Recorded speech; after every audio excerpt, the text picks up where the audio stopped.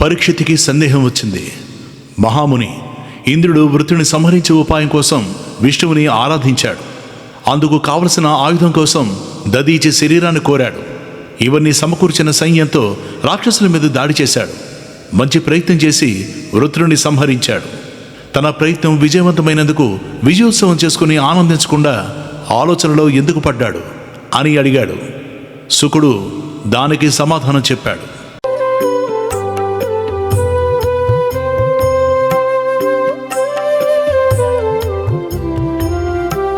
విశ్వరూపుణ్ణి వధించినందుకు చుట్టుకున్న బ్రహ్మహత్యా పాపం నుంచి ఇంద్రుడు ఎలాగో బయటపడ్డాడు. ఇప్పుడు వృత్రుని వధించి మళ్ళీ ఇంకొక బ్రహ్మహత్య చేశాడు. ఈ పాపం పంచుకునేందుకు ముందుకు వచ్చేవారు ఎవరూ లేరు. దీన్ని పోగొట్టుకునే మార్గం కనబడ్డం లేదు. దేవతలకైతే మేలు చేశాడు, కానీ తాను ఆపదలో చిక్కుకున్నాడు. ఈ ఆపద నుంచి గట్టెక్కడం ఎలాగా అని ఆలోచనలో పడ్డాడు. ఈ విషయం అతడు యుద్ధం చేయడానికి ముందే ఆలోచించాలి కదా అంటావేమో. అతడు తీవ్రంగానే ఆలోచించాడు. గురువు లేడు గనక మహర్షుల్ని సంప్రదించాడు. ఋషులు, నీకేం భయం లేదు, మేము నీ చేత గొప్ప యజ్ఞం చేయిస్తాం. ఆ యాగంలో జగన్నాథుడైన శ్రీమన్నారాయణుణ్ణి ఆరాధిస్తే సమస్త పాపాలు పోతాయి. వారి మాటలు విని ఇంద్రుడు వృత్రుని సంహరించాడు. వెంటనే బ్రహ్మహత్య పాపం ఒక స్త్రీ రూపు దాల్చి అతన్ని చేరింది. ఆమె మొరటు ముఖ కవడగలతో, క్షయరోగంతో క్షీణించిన శరీరంతో, నెరసిన జుట్టు విరబోసుకుని వణుకుతూ ఇంద్రుని వెంటబడింది. ఆమె నలిగి మాసిపోయిన వస్త్రం ధరించింది. ఆ వస్త్రం నిండా రక్తపు మరకలున్నాయి. ఆమె ఊపిరి వదిలేస్తే కుళ్ళిన చేపల వాసన వస్తోంది. ఆమె శరీరం నుంచి భరించలేని దుర్గంధం చుట్టూ వ్యాపిస్తోంది. ఆమె, ఇంద్ర ఆగు ఆగు, నా నుంచి తప్పించుకోలేవు అంటూ ఇంద్రుడి వెంట పడింది. ముల్లోగాలు తిరిగిన ఇంద్రుడు ఆమెను వదిలించుకోలేకపోయాడు. చివరకు మానస సరోవరంలో దిగాడు. అక్కడున్న తామరతోడులో సూక్ష్మ రూపంలో దాక్కున్నాడు. ఆ తామరతోడులో ఉండి చిరకాలం శ్రీహరిని గురించి తపస్సు చేశాడు. చివరికి ఈశాన్య దిక్పాలకుడైన ఈశానుడు, లక్ష్మీదేవి అతడికి ఆ పాపం నుంచి విముక్తి కలిగించారు. అప్పుడు వృద్ధ స్త్రీ రూపంలో అతన్ని వెంట నుండి వస్తున్న పాపం మాయమైంది. ఇంద్రుడు అశ్వమేధ యాగం చేసి శ్రీహరిని ఆరాధించి పునఃపవిత్రుడయ్యాడు. పరీక్షిత్తుకి ఇంకా సందేహం తీరలేదు. మహర్షి వృత్రుడి ప్రవర్తన అర్థం కావడం లేదు. అతడి పరాక్రమం గొప్పది. అతడు పుట్టినదే ఇంద్రుని వధించడానికి. అటువంటి వాడు యుద్ధంలో ఇంద్రుడు ఎదురవగానే చంపటం మాట అటుంచి తనను చంపమని ప్రార్థించాడు. ఇలా ఎందుకు చేశాడు?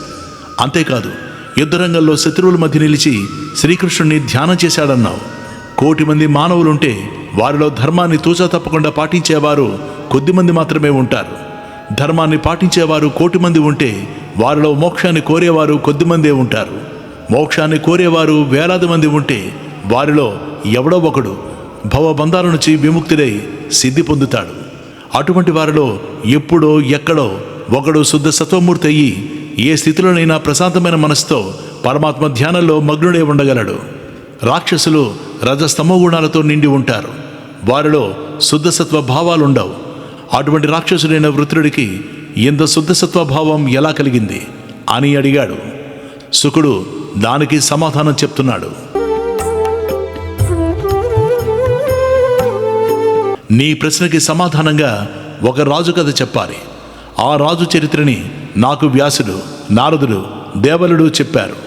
పూర్వం సూరసేన దేశానికి చిత్రకేతువు అనే చక్రవర్తి ఉన్నాడు. ఆయనకి అనేక మంది భార్యలున్నారు. ఆ రాజు అందగాడు, మంచి యవ్వనంలో ఉన్నాడు. అపారమైన సంపద ఉంది. మంచి వంశంలో పుట్టాడు. గురువుల వద్ద విద్యాభ్యాసం శ్రద్ధగా చేశాడు. శత్రువులు లేరు. అన్ని విధాల ఆనందంగా ఉండవలసిన వాడు. కానీ ఎంతకాలం గడిచినా అతడికి ఒక్క భార్య యందు కూడా సంతానం కలగలేదు. ఆ లోటు అతన్ని అనుక్షణం బాధ పెడుతూ ఉండేది. ఒకరోజు అంగీరసుడు అనే ఋషి అతడి వద్దకొచ్చాడు. రాజు ఆ ఋషికి తనని వేధిస్తున్న బాధని చెప్పాడు. ఆ ఋషి దయదలిచి ఒక యజ్ఞం చేసి హోమశేషాన్ని ఆ రాజు పట్టమహిషికిచ్చాడు. ఆమె పేరు కృతద్యుతి. అది ఇస్తూ అంగీరసుడు ఇలా అన్నాడు: రాజా, నీ పట్టమహిషి యందు నీకొక కుమారుడు జన్మిస్తాడు. అతడు నీకు ఎంత ఆనందమిస్తాడో అంత దుఃఖం కూడా ఇస్తాడు అని చెప్పి వెళ్ళిపోయాడు. కొంతకాలానికి కృతద్యుతి గర్భవతి అయింది. ఆమెకు చక్కటి మగబిడ్డ పుట్టాడు. రాజు ఆనందంతో గొప్ప ఉత్సవమే చేశాడు. లేక లేక కలిగిన కుమారుడి మీద చిత్రకేతువుకి పట్టలేని ప్రేమ. తీరిక సమయాలన్నీ కృతద్యుతి మందిరంలోనే కుమారుణ్ణి ఆడిస్తూ గడిపేవాడు. కృతద్యుతిని అందలమెక్కించి తమని నిర్లక్ష్యం చేయడం మిగిలిన భార్యలలో అసూయ కలిగించింది. ఆ అసూయ క్రమంగా కృతద్యుతి పట్ల, ఆమె కుమారుడి పట్ల ద్వేషంగా మారింది. ఆ మానసిక స్థితిలో ఉన్న సవతులు వివేకం కోల్పోయారు. విష ప్రయోగం చేసి ఆ పసివాణ్ణి చంపేశారు. రాజు రాణి గుండెలు పగిలేలా ఏడుస్తున్నారు. నగరమంతా శోకసముద్రమైంది. ఇది తెలిసి అంగీరసుడు నారదుడు అక్కడికి వచ్చారు. మంచి మాటలు చెప్పి రాజుని కొంత తేరుకునేలా చేశారు. రాజు ఆ వచ్చిన వారిని మీరెవరని అడిగాడు. అంగీరసుడు, రాజా, నన్ను గుర్తుపట్టలేదా? నీకు కుమారుడు కలగాలని నీచే యజ్ఞం చేయించిన వాణ్ణి నేనే. నీ కోరిక తీర్చాను. అయితే నీకు పుట్టబోయే కుమారుడు వలన నీకు దుఃఖం కలుగుతుందని నీకు ఆ రోజే చెప్పాను. ఆ రోజు నేను నీకు సంతానం కలిగే ఉపాయం చెప్పడానికి రాలేదు. నీకు విశేషమైన బ్రహ్మజ్ఞానం ఉపదేశిద్దామని వచ్చాను. కానీ నీ దుఃఖం చూడలేక యజ్ఞం చేయించాను. మానవుడికి భార్య, బిడ్డలు, సంపదలు ఒకప్పుడు దగ్గరవుతాయి, ఆనందం కలిగిస్తాయి. ఎప్పుడో ఒకప్పుడు అవి ఒకటొకటి దూరం అవుతాయి, అప్పుడు దుఃఖం కలిగిస్తాయి. అశాశ్వతమైన ఆ సంబంధాల వలన కలిగే ఆనందము, దుఃఖము కలలో కలిగే ఆనందము, దుఃఖము వంటివే. కలలో పులి తరుముతుంది, భయంతో కేకలు వేస్తూ పరిగెడతాం. పులి మీద పడి గాయపరుస్తుంది, రక్షించమని ఆర్తనాదాలు చేస్తాం, వణికిపోతూ ఉంటాం. మెలకు వస్తుంది, అడవి లేదు, పులి లేదు, శరీరం మీద గాయాలు లేవు, చక్కగా సుఖమైన పక్క మీద పడుకుని ఉంటాం. అలాగే కలలో అపారమైన సంపదలు చేకూరుతాయి. ముల్లోకాలలోని ఐశ్వర్యం నీ వద్దనే పోగే ఉంటుంది. మంచి సభాభవనంలో కొలువుదీరి ఉన్నావు. అప్సరసలు ఆడుతూ పాడుతూ నిన్ను అలరిస్తున్నారు. ఆనందం పట్టకుండా ఉన్నావు. మెలకు వచ్చింది, ఐశ్వర్యం లేదు, భవనం లేదు, అప్సరసలు లేరు. అప్పుడు ఏడుస్తావా? భయపడతావా? నవ్వుకుంటావు. అశాశ్వతమైన ఈ జీవితంలో ఒక్కొక్కరు కలవడం, విడిపోవడం అటువంటివేనని గ్రహించాలి అన్నాడు. నారదుడు రాజుకి దివ్యమైన సంకర్షణ స్తోత్రం ఉపదేశించాడు. అయినా బంధువులందరూ బిగ్గరగా ఏడుస్తూనే ఉన్నారు. విషప్రయోగం చేసిన భార్యలు పశ్చాత్తాపంతో కుమిలిపోతూ ఏడుస్తున్నారు. వారి దుఃఖం పోగొట్టాలనుకొని నారదుడు తన సంకల్ప బలంతో చనిపోయిన రాజకుమారుడి జీవుణ్ణి వారికి చూపించాడు. ఆ జీవుడితో ఇలా అన్నాడు: జీవుడా, నువ్వు ఈ శరీరాన్ని వదిలి వెళ్ళిపోవడం వలన నీ తల్లిదండ్రులు, వారి బంధువులు, మిత్రులు ఎంత దుఃఖిస్తున్నారో చూడు. నువ్వు వదిలేసిన శరీరంలో మళ్ళీ ప్రవేశించు. మిగిలిన ఆయుర్దాయం నీ బంధుమిత్రుడితో కలిసి ఆనందంగా గడుపు, అందరికీ సంతోషం కలిగించు అన్నాడు.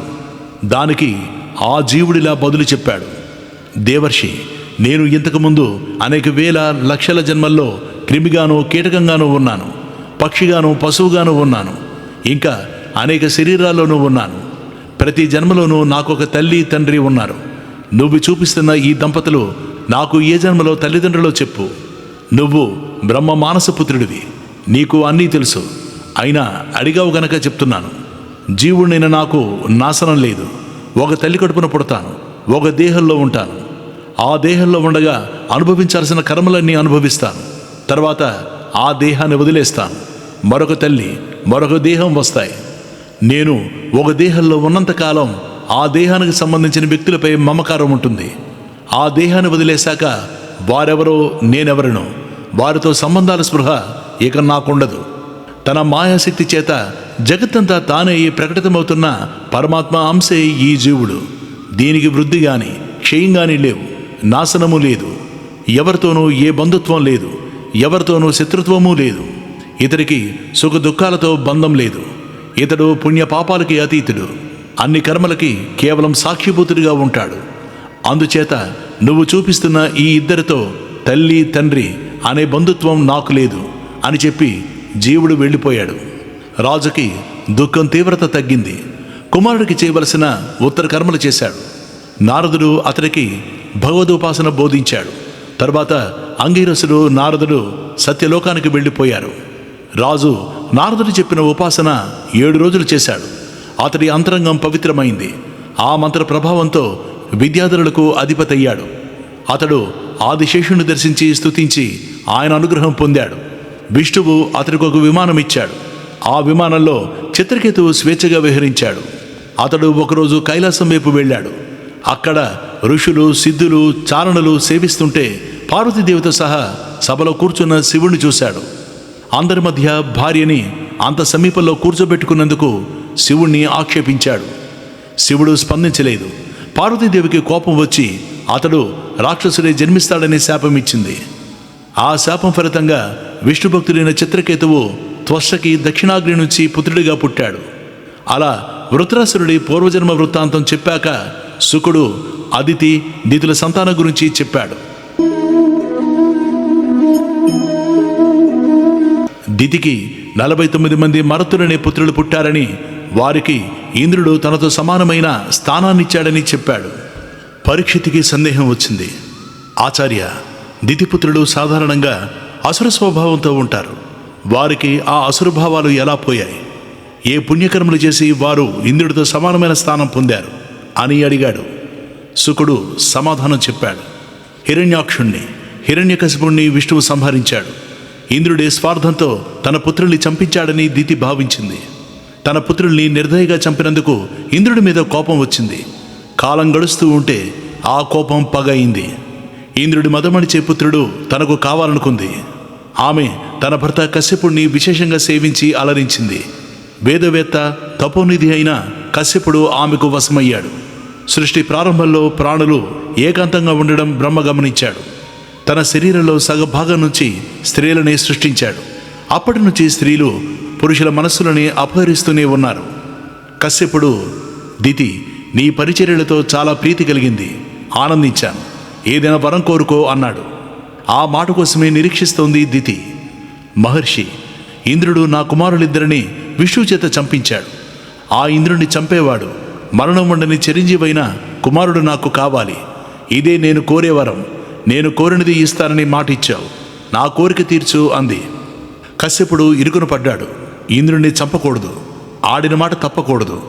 ఇంద్రియ భోగాలకు లొంగి ఇలా అవునం లేని కాదనలేని స్థితిలో పడినందుకు కశ్యపుడు తనని తాను తిట్టుకున్నాడు. చాలాసేపు ఆలోచించాడు. అతడికి ఒక ఉపాయం తట్టింది. దితి, నేనొక వ్రతం చెప్తాను. దానికి చాలా నియమాలున్నాయి. ఆ నియమాలని ఒక్కడు కూడా తప్పకుండా 1 సంవత్సరం పాటు పాటిస్తే నీకు ఇంద్రుని వధించగల కుమారుడు పుడతాడు అన్నాడు. దితి, ఎంత కష్టమైన నియమాలైనా పాటిస్తాను అంది. కశ్యపుడు ఆమెకు అనేక కఠిన నియమాలున్న పుంసవనం అనే వ్రతాన్ని ఉపదేశించి వెళ్ళిపోయాడు. ఆ నియమాలలో భాగంగా నిత్యం ఉదయం శుచిగా శ్రీమన్నారాయణుని పూజించి ధ్యానించాలని చెప్పి వెళ్ళిపోయాడు. కశ్యపుడి తేజస్సుని గర్భంలో ధరించిన దితి పుత్రుల్నిచ్చే పుంసవనం అనే వ్రతాన్ని ఆచరించడం మొదలుపెట్టింది. ఆమె సంకల్పం తెలుసుకున్న ఇంద్రుడు ఆమె ఏ చిన్న పొరపాటు చేసినా ఆమె గర్భంలో ఉన్న శిశువుని వధించి తనకు ప్రమాదం రాకుండా చేసుకునేందుకు వచ్చాడు. ఆమెని ఒక క్షణం కూడా వదలకుండా కనిపెట్టి ఉండి ఆమెకు సేవ చేయడం మొదలుపెట్టాడు. వ్రత నియమాలలో ఎవరితోనూ పౌరుషంగా మాట్లాడకూడదనేది ఒకటి. అందుచేత దితి అతడిని పొమ్మనలేకపోయింది. కశ్యపుడు విధించిన నియమాలు యామరపాటు లేకుండా నిత్యం పాటించడం సులభ సాధ్యం కాదు. అయినా దితి పట్టుదలతో ఆ నియమాలన్నీ పాటిస్తోంది. ఆమె ఎప్పుడు పొరపాటు చేస్తుందా అని ఆమె కంటే పట్టుదలగా ఇంద్రుడు కాచుకుని ఉన్నాడు. ఎంతకాలం గడిచినా దితి నియమభంగం చేయలేదు. ఆమె వ్రతం ప్రారంభించి సంవత్సరం కావస్తోంది. ఇంద్రుడికి బెంగ పట్టుకుంది. ఇంద్రుడు ఎదురు చూస్తున్న అవకాశం ఒకరోజు హఠాత్తుగా లభించింది. నిండు గర్భంతో కఠిన నియమాలు పాటిస్తున్న దితి ఒకరోజు బాగా అలసిపోయింది. తనకు తెలియకుండానే సంధ్యాకాలంలో నిద్రలోకి జారింది. వెంటనే ఇంద్రుడు యోగశక్తితో ఆమె గర్భంలోకి ప్రవేశించాడు. ఆ గర్భం బంగారు కాంతితో ఉంది. ఇంద్రుడు ఆలస్యం చేయకుండా ఆమె గర్భాన్ని 7 ఖండాలుగా నరికాడు. వాటిలో ప్రతి ముక్కలోనూ ప్రాణముంది. ప్రాణం పోసుకున్న ఆ ముక్కలలో ఏ ముక్క వలన తనకు ప్రమాదమో అతడికి తెలియలేదు. ఎందుకైనా మంచిదని ఆ ముక్కలలో ఒక్కొక్క దాన్ని మళ్ళీ 7 ముక్కలుగా నరికాడు. దితి గర్భం 49 ముక్కలైంది. వాటిలో ప్రతి ముక్కలోనూ ప్రాణముంది. ఇంద్రుడు మళ్ళీ వజ్రాయుధం ఎత్తాడు. ఆ 49 ముక్కలు చేతులెత్తి ఇంద్రుడికి నమస్కరించాయి. ఇంద్ర, నువ్వు మేము అందరం కశ్యప ప్రజాపతి సంతానమే. అందుచేత మరుతులమైన మేము నీకు సోదరులమవుతాం. మా పట్ల సోదర ప్రేమ చూపించవలసిన నువ్వు ఎందుకిలా మమ్మల్ని వధించడానికి పూనుకుంటున్నావు అని అడిగారు. ఇంద్రుడు, మీరు నాకు సోదరుడని నాకు తెలుసు, మిమ్మల్ని వధించను, భయపడకండి అన్నాడు. పరీక్షణ్ మహారాజా, ఆనాడు అశ్వత్థామ ప్రయోగించిన ఆ పాండవాస్త్రం నిన్ను సంహరించకుండా శ్రీహరి రక్షించాడు. దానికి కారణం నీ తాతలు శ్రీహరిని పూజించడం, అతడే శరణని నమ్ముకోవడం. అలాగే దితి ఇంచుమించు సంవత్సరం పాటు ప్రతిరోజు అత్యంత భక్తి శ్రద్ధలతో శ్రీహరిని సేవించింది. అందుకే ఆమె గర్భాన్ని ఇంద్రుడు ఎన్ని ముక్కలు చేసినా ప్రతి ముక్కలోనూ ప్రాణం నిలిచింది. దితికి మెలకువ వచ్చింది. ఇంద్రుడు తన పుత్రుడు కలిసి 50 మంది అగ్నుల్లా విరిగిపోతూ ఆమెకు కనిపించారు. ఆమె ఆశ్చర్యపోయింది. ఇంద్ర, నేను ఒక్క కుమారుడు కావాలని తపస్సు చేస్తే ఇంతమంది ఎలా జన్మించారు? నీకు తెలిస్తే నిజం చెప్పు, అసత్యం చెప్పకో అంది. ఇంద్రుడు సత్యమే చెప్పాడు. తల్లి, నేను స్వార్థంతోనే నీకు సేవ చేశాను. నీ వ్రతం పూర్తయితే నాకు హాని తప్పదు. ఆ ప్రమాదం తప్పించుకునేందుకు అవకాశం కోసం వేచి చూశాను. ఈరోజు నువ్వు సంధ్యాకాలంలో నిద్రపోయి నియమభంగం చేశావు. నేను ఎదురు చూసిన అవకాశం లభించింది. నీ గర్భాన్ని ఛేదించాను. నేను ఎన్ని ముక్కలుగా ఛేదించినా నీ గర్భం ప్రాణాలతోనే ఉంది. నువ్వు సంవత్సర కాలం అత్యంత భక్తి శ్రద్ధలతో శ్రీమన్నారాయణుని సేవించావు. ఆ స్వామిని సేవించిన వారికి ఇటువంటి ప్రయోజనాలు సిద్ధించడంలో ఆశ్చర్యమేముంది? నువ్వు మహాత్మురాలివి. అజ్ఞానంతోనూ కేవలం స్వార్థంతోనూ నేను చేసిన ఈ దుర్మార్గాన్ని క్షమించు అని ప్రార్థించాడు. సంవత్సరం వ్రత నియమాలు పాటించిన దితి మనస్సులో కోపం, ద్వేషం అణిగిపోయాయి. ఆమె ఇంద్రుణ్ణి క్షమించింది. అలా శుకుడు మరుతుల వృత్తాంతం చెప్పాక పరీక్షిత్తు పుంసవన వ్రతం గురించి చెప్పమని అడిగాడు. శుకుడు ఆ వ్రతాన్ని గురించి వివరంగా చెప్పాడు.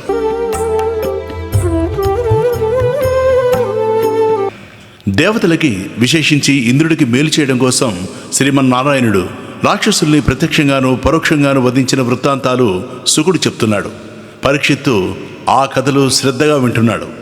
అంతవరకు విన్నాక పరీక్షిత్తుకి ఓ సందేహం వచ్చింది. మహర్షి, సమస్త జీవకోటి శ్రీమన్నారాయణుడి సంకల్పం వలనే పుడుతోంది. అన్ని జీవుల్లోనూ అతడే ఉన్నాడు. దేవతల్లో కానీ, మానవుల్లో కానీ, రాక్షసుల్లో కానీ ఆయన అంశే ఆత్మగా ఉంది. అందరిలోనూ తానే ఉన్న పరమాత్మకి అందరూ తనవారే అవుతారు కదా.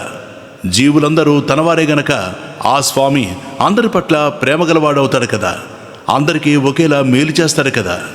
తండ్రి తన బిడ్డలందరినీ ఒకే విధమైన ప్రేమతో పెంచుతాడు. అలాగే లోకేశ్వరుడైన నారాయణుడు కూడా తన సృష్టిలో ఉన్న అందరి పట్ల సమభావం కలవాడు కదా. ఒకడి పట్ల ప్రేమ, మరొకరి పట్ల ద్వేషం ఉండవు కదా.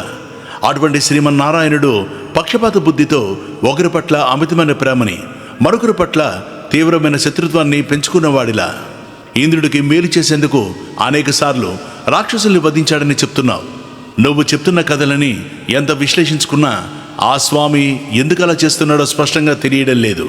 ఆయనకు కోరవలసిందేమీ లేదు. దేవతలకు సహాయం చేసి అందుకు ప్రతిఫలంగా వారి నుంచి కొత్తగా పొందవలసిన ప్రయోజనం ఏదీ ఆయనకు లేదు. అలాగే రాక్షసులంటే భయం కానీ, వారి పట్ల ద్వేషం కానీ అసలే లేవు. వారిని వధించడం వలన ఆ స్వామికి వచ్చే ఆనందమూ లేదు, తప్పే ప్రమాదమూ లేదు. అటువంటప్పుడు కేవలం పరమానంద స్వరూపుడైన ఆ స్వామి రాక్షసుల్ని ఎందుకు సంహరిస్తున్నాడు? దేవతలకు ఎందుకు నిరంతరం రక్షణగా ఉంటున్నాడు? దీనిని మాకు అర్థమయ్యేలా చెప్పగల సమర్థుడివి నువ్వే. మా సందేహం తీర్చి మమ్మల్ని కృతార్థులు చెయ్యి అన్నాడు. దానికి శుకుడు ఇలా సమాధానం చెప్పాడు.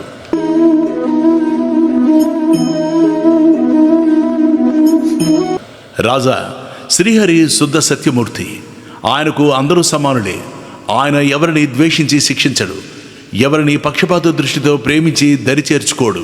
జీవులు అంతకుముందు జన్మలలో తాము చేసిన పనులకు అనుగుణంగా ప్రవర్తిస్తారు. ఆ ప్రవర్తనకు తగిన ఫలం అనుభవిస్తారు. నువ్వు వేసిన ప్రశ్న కొత్తది కాదు. ఈ ప్రశ్న, దీనికి సమాధానము పూర్వులు ఇదివరకే చర్చించుకున్నవే. నీ పూర్వుల జీవితంలోనే జరిగిన ఒక సంఘటన చెప్తాను. అందులో నీకు కావలసిన సమాధానం దొరుకుతుంది.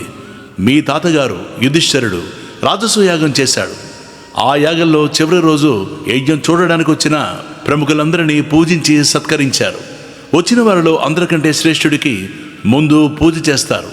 దానిని అగ్రపూజ అంటారు. వచ్చిన పెద్దలని సత్కరించేందుకు నిండు సభ ఏర్పాటు చేశారు. లోకుల్లో ఉన్న రాజులు, ఋషులు, బ్రహ్మజ్ఞానులు అందరితో నిండుగా ఉన్న ఆ సభలో కృష్ణుడికి అగ్రపూజ చేయాలని భీష్ముడు సూచించాడు. కృష్ణుడిపై ద్వేషంతో రగిలిపోతున్న శిశుపాలుడు ఆ సభలో అందరికీ వినిపించేలా భీష్ముణ్ణి, ఆ దేవకీనందుణ్ణి పదే పదే అనరాని మాటలు అన్నాడు. కృష్ణుడు చక్రం ప్రయోగించి శిశుపాలుని వధించాడు. అంతవరకు కృష్ణుని తిడుతున్న శిశుపాలుడు మరణానంతరం వెంటనే జ్యోతి రూపంలో కృష్ణుడిలో ఐక్యమైపోయాడు. అది చూసి సభలో వారందరూ ఆశ్చర్యపోయారు. యుధిష్ఠిరుడు ఆశ్చర్యం నుంచి తేరుకొని సభలో ఉన్న నారదుణ్ణి ఇలా అడిగాడు: నారద మునీంద్ర, భగవంతుడిని నిందించినందుకు యమభటులు వేనరాజుని నరకంలో పడేశారు. ఈ శిశుపాలుడు దంతవక్త్రుడు పుట్టినప్పటి నుంచి భగవంతుడైన కృష్ణుణ్ణి భరించలేనంతగా తిడుతూనే ఉన్నారు. న్యాయంగా వాళ్ళ నాలుకలు తెగిపడాలి. ఆ తర్వాత మరణించాక వాళ్ళు కల్పాంతం వరకు నరకంలో మగ్గిపోవాలి. కానీ వాళ్ళ నాలుకలకు ఏమీ కాలేదు, చక్కగా ఉన్నాయి. వాళ్ళు నరకాలలో పడలేదు, సరికదా భగవంతుడిలో ఐక్యమైపోయారు. ఇదేమైనా చిన్న విషయమా? భక్తవరణ్యులకు, పరమయోగులకు, జ్ఞానులకు కూడా దక్కని ఈ మహాభాగ్యం నిత్యం దైవాన్ని దూషించే ఈ పాపాత్ములకి ఎలా దక్కింది? నన్ను అనుగ్రహించి ఈ సందేహం తీర్చు అన్నాడు. నారదుడు సభలో ఉన్న వారికందరికీ వినబడేలా సమాధానం చెప్పాడు: యుధిష్ఠిర, సమస్త ప్రాణుల్లోనూ శ్రీహరి ఉన్నాడు. ఆయనకు అందరూ సమానుడే. అంతవరకు నీకు స్పష్టంగా తెలుసు. అంతేకాదు, పూర్వజన్మలలో చేసిన పాపపుణ్యాల ఫలితం ప్రతి జీవి ఈ జన్మలో ఈ శరీరంతో అనుభవించాలి. అలా అనుభవించేలా శ్రీహరి నిర్దేశిస్తాడు. ఈ శరీరం అశాశ్వతమని, అది తన ఉనికి కాదని, దీనిలో ఉన్న పరమాత్మే తన ఉనికి అని అందరూ గ్రహించాలి. కానీ ఈ దేహమే తాను అనే భ్రమలో పడిన జీవుడు ఒకసారి శిక్షించబడుతున్నానని, ఇంకొకసారి రక్షించబడుతున్నానని భ్రమపడతాడు. నీకొక ఉదాహరణ చెప్తాను. ధర్మపీఠం మీద ఉన్న న్యాయమూర్తి నేరం చేసిన వాడికి శిక్ష విధించేటప్పుడు ఆయనకు ఆ నేరగాడి మీద ద్వేషం ఉండదు, శత్రుత్వం ఉండదు. అలాగే దుర్మార్గుల బారిన పడిన వారిని రక్షించినప్పుడు ఆ నిస్సహాయుడి పట్ల స్నేహం ఉండదు, ఆత్మీయత ఉండదు. న్యాయమూర్తి తాను విధించిన శిక్ష గాని, తాను కలిగించిన రక్షణ గాని నిష్పక్షపాతమైన తన న్యాయ పరిపాలనలో భాగంగానే పరిగణిస్తాడు. అలాగే పుణ్యం చేసిన వాడు పుణ్యఫలాన్ని, పాపం చేసిన వాడికి పాపఫలాన్ని అనుభవింపజేస్తాడు ఆ భగవంతుడు. అది అతడి పరిపాలన. సుఖాన్ని అనుభవించేవాడి పట్ల భగవంతుడికి అనుగ్రహం ఉందని, బాధలు పడేవారి పట్ల స్వామికి ద్వేషం ఉందని మనం భ్రమపడతాం. అయితే మానవుడికి తాను తెలుసో తెలియకో చేసిన పాపాల నుంచి నిష్కృతి లేదా అంటావేమో. నిష్కృతి ఉంది. అది కేవలం భగవద్భక్తి వలనే లభిస్తుంది. ఆ స్వామిని మనసులో నిలుపుకున్న భక్తులు ఆయన అనుగ్రహాన్ని అనేక కారణాల వల్ల పొందుతారు. శత్రుత్వం వహించి రాత్రింబవళ్ళు ద్వేషంతో గాని, శత్రుత్వ భావం యొక్క నీడ కూడా పడని పరిపూర్ణమైన భక్తితో గాని, ఎక్కడ ఎప్పుడు ఏం చేస్తాడో అనే భయంతో వణికిపోతూ గాని, విడిచి ఉండలేని మైత్రితో గాని, కేవలం కోరికలతో గాని భగవంతుడి మీద మనస్సు స్థిరంగా నిలుపుతారు. అలా ఏ కారణం వలనైతేనేమి తన మీద మనస్సు నిలిపిన వారిని భగవంతుడు తన భక్తులుగానే స్వీకరిస్తాడు. వారి భక్తికి కారణమేమిటని చూడడు. శిశుపాల దంతభక్తులు శత్రుత్వంతోనూ ద్వేషంతోనూ, యాదవులు బంధుత్వంతోనూ, పాండవులు స్నేహంతోనూ, మేము భక్తితోనూ, గోపికలు కోరికతోనూ, ఇలా మనమందరము వేర్వేరు కారణముల వలన భగవంతుడి మీద మనస్సు నిలిపాం. అయితే నేను చెప్పిన ఈ కారణాలలో శత్రుత్వం వహించిన వాడికి ఉన్నంత తీవ్రంగా భగవంతుడి స్మరణ ఇతరులకు ఉండదేమోనని నాకు అనిపిస్తుంది. నువ్వు వేణుడి గురించి చెప్పావు. అతడికి భగవంతుని గురించిన ఆలోచన లేదు. కేవలం నేను, నాది అనే అహంకారంతో అతడు తప్పుల మీద తప్పులు చేసి నరకంలో పడ్డాడు. శిశుపాలుడు దంతభక్తుడు మీకు బంధువులు. వారు శాపగ్రస్తులే పుట్టారు. పుట్టినప్పటి నుంచి మరణించే వరకు కృష్ణుని ద్వేషిస్తూనే ఉన్నారు. ఆ ద్వేషంతో వారు అనుక్షణం ఆ స్వామిని స్మరిస్తూనే ఉన్నారు. అందుచేతనే వారు పరమాత్మతో ఐక్యమైపోయారు. అప్పుడు యుధిష్ఠిరుడు వారిని ఎవరు శపించరు, ఎందుకు శపించారు అని అడిగాడు. అప్పుడు నారదుడు ఇలా చెప్తున్నాడు: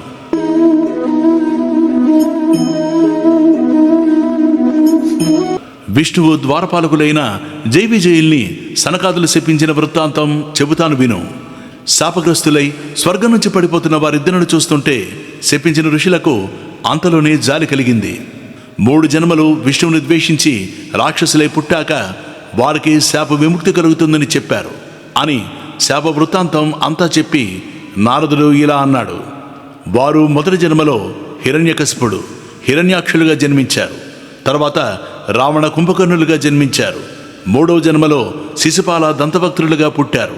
వారు ఈ 3 జన్మల్లోనూ శ్రీహరిపై శత్రుత్వ భావం వహించి రాత్రింబవళ్ళు ఆ స్వామిని తలుచుకొని చివరకు ఆ స్వామిలో ఐక్యమయ్యారు. రావణ కుంభకర్ణుల వృత్తాంతం నీకు మార్కండేయ మహర్షి చెప్పాడు. శ్రీహరి వరాహావతారం ధరించి హిరణ్యాక్షుణ్ణి వధించాడు. హిరణ్యకశిపుడికి ప్రహ్లాదుడనే కుమారుడున్నాడు. ఆ కుమారుడిపై తండ్రికి ఎనలేని ప్రేమ. ఆ కుమారుడు శ్రీహరికి అత్యంత భక్తుడు. తండ్రి శ్రీహరికి పరమశత్రువు. నారద, హిరణ్యకశిపుడికి ఒక్కడే కుమారుడా అని అడిగాడు. దానికి నారదుడు ఇలా చెప్పాడు. హిరణ్యకశిపుడికి 4 కుమారులున్నారు. వారందరూ అమిత బల పరాక్రమాలు కలవారు. వారిలో ప్రహ్లాదుడు పెద్దవాడు. అతడు సకల సద్గుణ సంపన్నుడు. గొప్ప రాక్షస వంశంలో పుట్టిన ముల్లోకానికి అధిపతి అయిన తండ్రికి పెద్ద కొడుకైన రాజ్యానికి కాబోయే యువరాజైన అతడికి కించిత్ గర్వం గాని అహంకారం గాని లేవు. అతడికి వాసుదేవుడి పట్ల భక్తి సహజంగానే కలిగింది. బాల్యంలో ఆట వస్తువులను వదిలిపెట్టి మనస్సు శ్రీహరి మీద లగ్నం చేసి ఏటో చూస్తూ ఉండేవాడు. ఒక్కొక్కసారి వైకుంఠవాసుడు తనకు దక్కలేదనే భావంతో భోరున ఏడ్చేవాడు. ఇలా ఒక్కొక్కసారి ఒంటిగా కూర్చుని ఆ స్వామిని తలుచుకుని ఆనందంతో నవ్వేవాడు. ఒక్కొక్కసారి స్వామి గుణగణాలను తలుచుకుని బిగ్గరగా పాటలు పాడేవాడు. ఒక్కొక్కసారి చూసేవాళ్ళు ఏమనుకుంటారో అని స్పృహ కూడా లేకుండా ఆనందంతో నాట్యం చేసేవాడు. ఒక్కొక్కసారి భగవంతుడి స్పర్శని అనుభవించినట్లయి శరీరం గగురుపాటుకులోనే ఆనందాశ్రువులు కళ్ళ నుంచి స్రవిస్తుంటే మాటామతి లేకుండా పక్కనున్న వారిని పట్టించుకోకుండా రాయిలా కూర్చుని ఉండేవాడు. మహాత్ముడు ఎదురైతే వారి పాదాలకి దాసుడిలా నమస్కరించేవాడు. దీనులను తండ్రిలా ఓదార్చేవాడు. మిత్రులను సోదరులలా ప్రేమించేవాడు. అటువంటి ప్రహ్లాదుణ్ణి హిరణ్యకశిపుడు వధించబోతుంటే శ్రీహరి నరసింహావతారం ధరించి ఆ రాక్షసుణ్ణి సంహరించాడు అన్నాడు నారదుడు. యుధిష్ఠిరుడికి విషయం స్పష్టంగా అర్థం కాలేదు. నారద, ప్రియపుత్రుడైన ప్రహ్లాదుణ్ణి హిరణ్యకశిపుడు ఎందుకు చంపాలనుకున్నాడు? రాక్షసుడి కుమారుడైన ప్రహ్లాదుడికి శ్రీహరి మీద భక్తి ఎలా కలిగింది? ఇవన్నీ నాకు వివరంగా చెప్పు అని కోరాడు యుధిష్ఠిరుడు.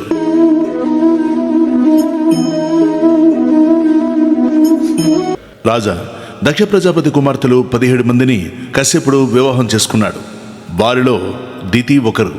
శాపగ్రస్తులైన జై విజయులు కశ్యపుడికి దితి యందు హిరణ్యకశిపుడు, హిరణ్యాక్షుడు అనే కవలలుగా పుట్టారు. వారిలో హిరణ్యాక్షుణ్ణి శ్రీహరి యజ్ఞ వరాహావతారంలో వధించాడు.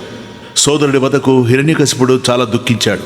తమ్ముడిని వధించినందుకు శ్రీహరి మీద ఆ స్వామిని ప్రోత్సహించాలనే అనుమానంతో దేవతల మీద మండిపడ్డాడు. రాక్షస వీరులందరినీ సమావేశపరిచాడు. ధనుజులారా, దైత్యులారా, శ్రీహరి అన్ని జీవుల పట్ల సమభావంతో ఉండేవాడు. ఆయన ఎవరిని ద్వేషించలేదు. ఎవరి పట్ల చంపి కసి తీర్చుకోవాలనేంత శత్రుత్వము ఆయనకు లేదు. అటువంటి వాణ్ణి దేవతలు సేవించి స్తుతించి తమ మాట వినేలా చేశారు. అతడి చేత నా సోదరుని నిష్కారణంగా చంపించారు. దేవతలు ఏవేవో చెప్తారు, ఇంకొకసారి వేరెవరో మరేవో చెప్తారు. ఎవరు ఏం చెప్పినా శ్రీహరి సమస్త జీవుల పట్ల సమానమైన ప్రేమ అనే తన సహజమైన స్వభావాన్ని మార్చుకోకుండా ఉండాలి. అప్పుడే అతడు మనకి దేవతలకి సమానంగా పూజ్యుడవుతాడు. కానీ ఆ భగవంతుడు అలా ఉండలేదు.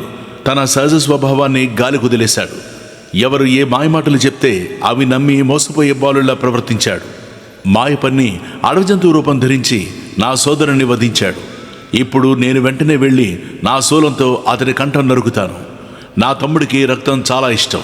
శ్రీహరి రక్తంతో నా సోదరుడికి తర్పణం ఇచ్చి అతడి ఆత్మకి శాంతి కలిగిస్తాను. నా పగ తీర్చుకుంటాను. ఈలోగా మీరందరూ దేవతల పని పట్టండి. అయినా దేవతలకు బలం శ్రీహరి ఒక్కడే.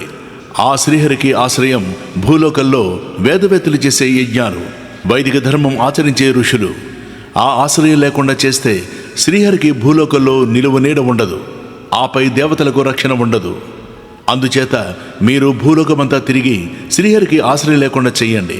వెంటనే బయలుదేరండి అని ఆదేశించాడు. రాక్షసులు విజృంభించారు.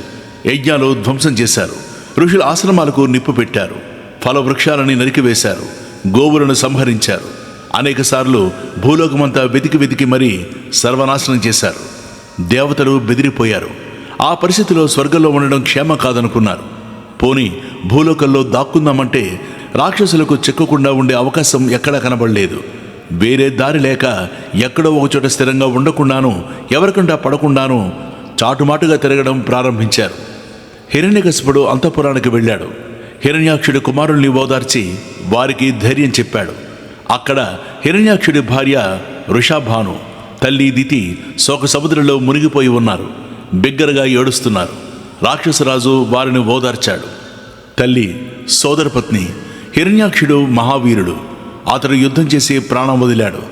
బలమైన శత్రువు ఎదురైనప్పుడు వీరుడు పారిపోకుండా అతడితో యుద్ధం చేసి వీరస్వర్గం చేరుకుంటే అతడి బంధువులు అతడి ధైర్యాన్ని, పరాక్రమాన్ని తలుచుకొని గర్వించాలి, శోకించకూడదు.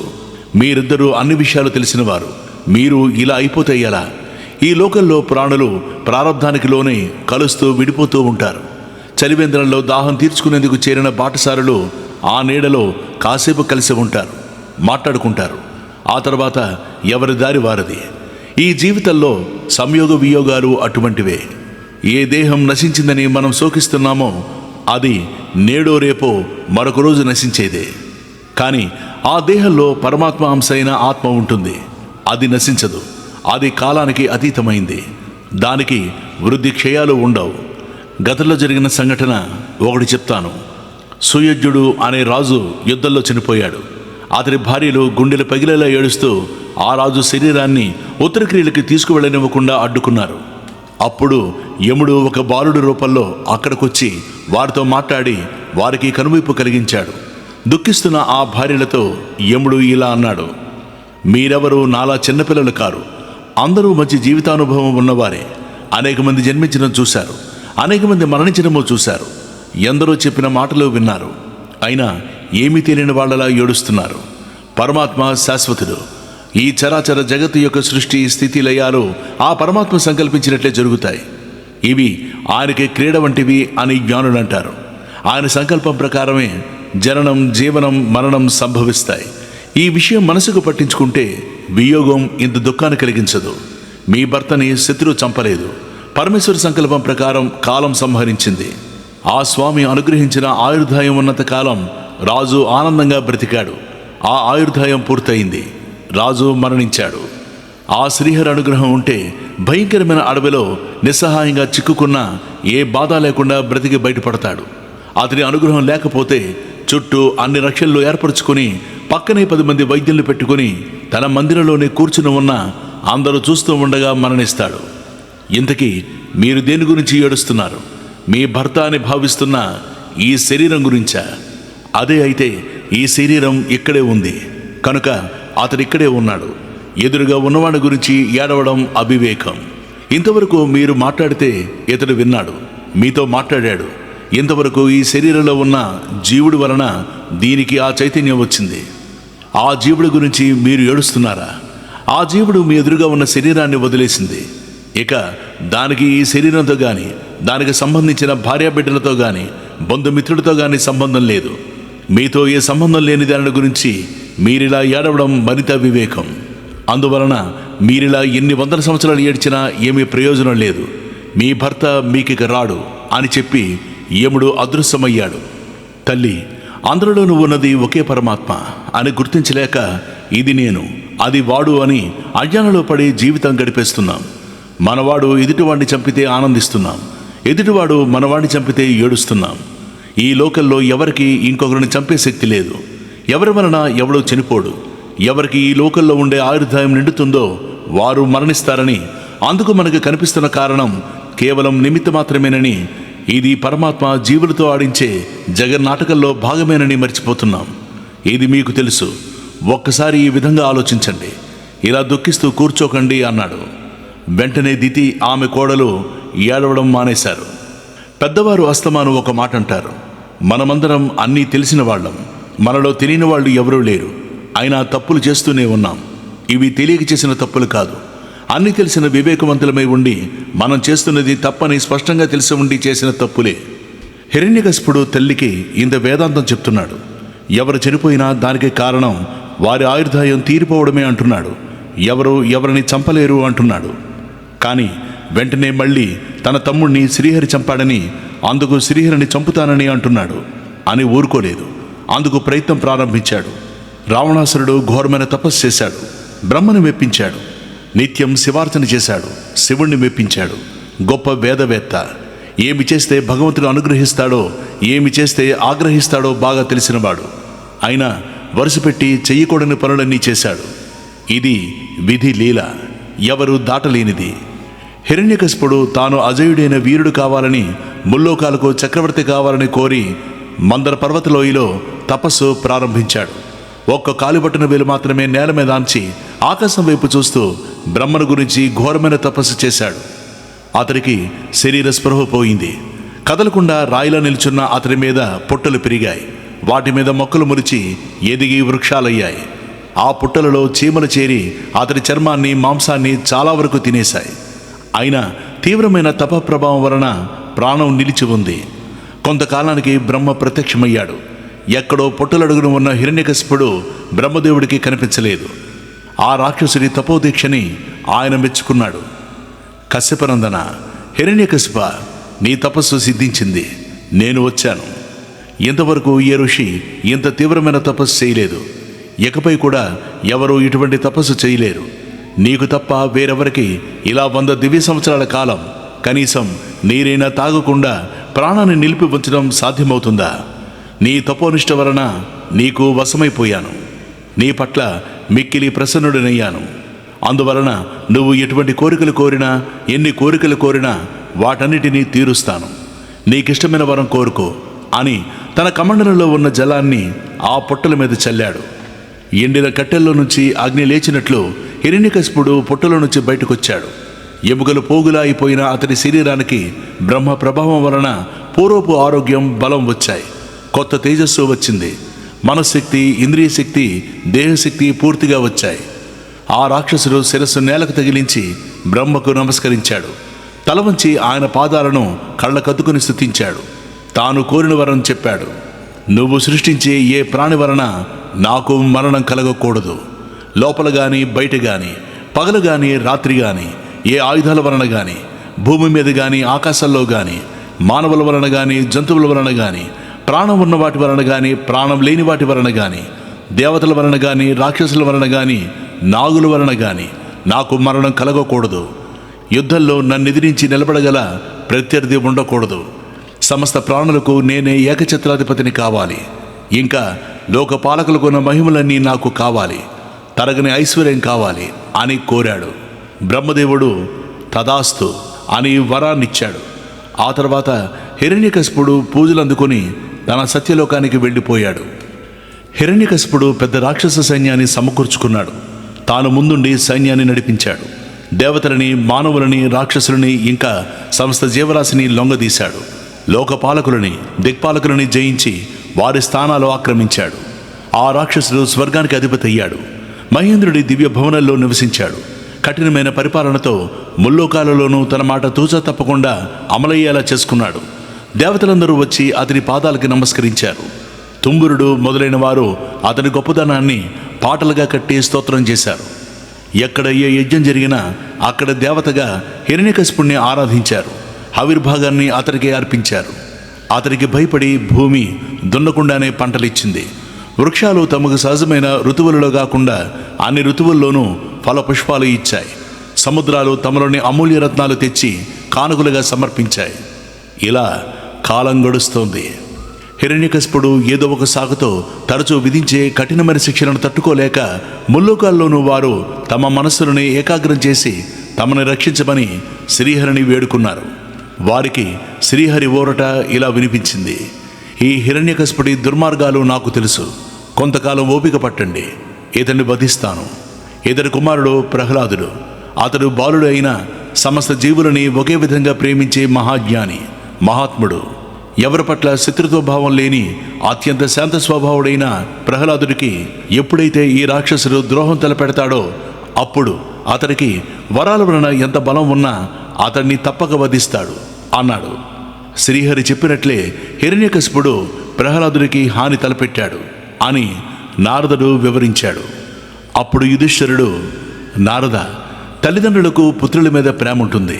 పిల్లలని మంచి దారిలో పెట్టడానికి తండ్రి ఒక్కొక్కసారి మందలిస్తాడు. కోపించి చిన్న చిన్న శిక్షలు వేస్తాడు. అంతేగాని లోకల్లో ఏ తండ్రి కన్న కొడుక్కి హాని తలపెట్టడు.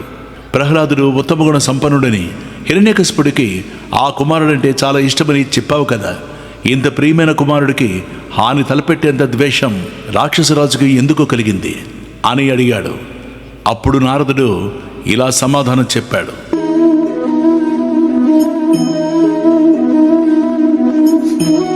రాక్షసులకు గురువు పురోహితుడు శుక్రాచార్యుడు. అతడికి శండు, అమర్కుడు అనే 2 పుత్రులున్నారు. వారిద్దరూ రాక్షసరాజు మందిరానికి సమీపంలోనే నివసిస్తారు. రాజు తన కుమారుడు ప్రహ్లాదుని విద్యాబుద్ధులు నేర్చుకోమని చండమార్కుల వద్దకు పంపాడు. అప్పటికి ప్రహ్లాదుడి వయస్సు 5 సంవత్సరాలు. బాలుడైన అతడు జ్ఞాని, విష్ణుభక్తుడు, సమస్త జీవుల్లోనూ ఉన్నది పరమాత్మ అంశే అని నమ్మినవాడు. అతడు గురువులు కంఠస్థం చేయమనవన్నీ కంఠస్థం చేసి అప్పగించేవాడు. కానీ అతడికి వారు చెప్పేవి తప్పనిపించేవి. తాము రాక్షసులమని, దేవతలు తమ శత్రువులని గురువులు చెప్తుంటే అతడికి నచ్చేది కాదు. లోకల్లో అందరిలోనూ ఉన్నది ఒకే పరమాత్మ అయితే ఒకరికి ఇంకొకరు శత్రువులు ఎలా అవుతారనేది అతడి ఆలోచన. అయినా గురువులని ఎన్నడూ ఎదిరించలేదు. తనకు తెలిసిన విషయాలు వారి ముందు ప్రదర్శించడం లేదు. అలా కొన్ని రోజులు విద్యాభ్యాసం జరిగింది. ఒకరోజు హిరణ్యకశిపుడు కొడుకుని ఒడిలో కూర్చోబెట్టుకుని, గురువులు నేర్పిన వాటిలో నీకు మంచిదని తోచిన విషయం ఏదైనా చెప్పు అన్నాడు. అప్పుడు ప్రహ్లాదుడు, తండ్రి, మానవులకు విషయభోగాల మీద ఆసక్తి ఎక్కువ. దానివలన వారు సంసార లంపటులైపోతారు. చీకటి నూతిలో పడిన వారు ఆ నూతిలోనే ఆనందంగా ఉండిపోయినట్లు ఆ గృహస్థ జీవితంలోనే చిక్కుకొని అది ఆనందమని భ్రమపడతారు. అటువంటి వారు మేలుకొని ఆ శ్రీహరిని శరణ పొందాలి. అలా జీవిత పరమార్థం సాధించాలి అన్నాడు. ఆ మాట విని హిరణ్యకశిపుడు నవ్వాడు. ఆహా, చిన్నపిల్లలు తాము విన్న మాటలు చిలక పలుకుల్లా ఎలా వల్లిస్తారో కదా. విష్ణువు మాకు పరమశత్రువు. అతని పక్షం వారెవరో ఉత్తమమైన రాక్షస వంశంలో పుట్టిన పిల్లవాడికి ఇటువంటి దుర్బోధలు చేస్తున్నారు. ఆ దుర్మార్గులెవరో కనిపెట్టి వారితో సాంగత్యం కలగకుండా పిల్లవాడిని కాపాడమని చండమార్కుడికి గట్టిగా చెప్పాలి అనుకున్నాడు. ఆ విధంగా జాగ్రత్తలు తీసుకోమని గురుపుత్రుడికి చెప్పాడు. గురుపుత్రుడు అలాగే జాగ్రత్తగా ఉంటామని చెప్పి రాజు వద్ద అనుమతి తీసుకుని ఆశ్రమానికి వెళ్ళారు. ఆశ్రమానికి చేరగానే ప్రహ్లాదుణ్ణి లాలనగా దగ్గరికి పిలిచారు. వత్స, నువ్వు ప్రసిద్ధమైన రాక్షస వంశంలో పుట్టావు. మీ వంశానికి శ్రీహరి పరమశత్రువు. ఆ శ్రీహరి నామస్మరణ చేసి వంశ ప్రతిష్ట దెబ్బతీస్తున్నావు. ఇంతకీ నీకీ చెడుబుద్ధి ఎలా కలిగింది చెప్పు అని అడిగారు. ప్రహ్లాదుడు వినయంగా సమాధానం చెప్తున్నాడు. లోకంలో ఉన్న అనేక కోట్ల జీవులకు వేరువేరు దేహాలున్నాయి. కానీ ఆ జీవులన్నిటిలోనూ ఒకే పరమాత్మ యొక్క అంశాలు ఉన్నాయి. ఈ చిన్న విషయం తెలిసిన వాడికి లోకమంతా తనవారే. అది తెలియని అజ్ఞాని కొందరిని చూసి వీరు నావారు అని ప్రేమిస్తాడు. మరికొందరిని చూసి వారు నాకు శత్రువులు అని ద్వేషిస్తాడు. దీనినే భేదబుద్ధి అంటారు. శ్రీహరి అనుగ్రహం కలగ్గానే అజ్ఞానం నశించి ఆ భేదబుద్ధి పోతుంది. అయస్కాంతం దగ్గర అవగానే ఇనుప ముక్క తనంత తానే కదిలి ఆ అయస్కాంతం వద్దకి ఎలా వెళ్ళిపోతుందో అలాగే శ్రీహరి సన్నిధిలో నా మనస్సు తనంత తానే పరవశించిపోతుంది. మీరు దానిని చెడిపోవడం అనుకుంటారు అన్నాడు. గురుపుత్రుడు ఆ ధిక్కారం సహించలేకపోయారు. ఒరే బెత్తం తిండిరా, ఈ ప్రహ్లాదుడి వలన మాకు చెడ్డ పేరు వచ్చింది. వీడు రాక్షస వంశంలో చెడబుట్టాడు. రాక్షసులు అందమైన మంచిగంధపు వృక్షాల వనమైతే వీడు ఆ వనంలో మొలిచిన ముళ్ళ పొద. విష్ణువు రాక్షసులనే వనాన్ని నరికే గొడ్డలైతే వీడు ఆ గొడ్డలని చేత్తో పట్టుకునేందుకు సహకరించే బలమైన పిడి అవుతున్నాడు. వీడు మంచి మాటలకి లొంగడు, బెత్తంతో చావగొడితేనే దారికొస్తాడు అన్నాడు. అప్పటి నుంచి ప్రహ్లాదుడికి దండనతోనే చదువు చెప్పారు. ధర్మం, అర్థం, కామం అనే 3 పురుషార్థాలని రాక్షసులు తమకు అనుమయించుకునే విధంగా అతనికి బాగా నేర్పారు. రాజులు సామ, దాన, భేద దండోపాయాలని ఎలా అనుష్ఠించాలో నేర్పారు.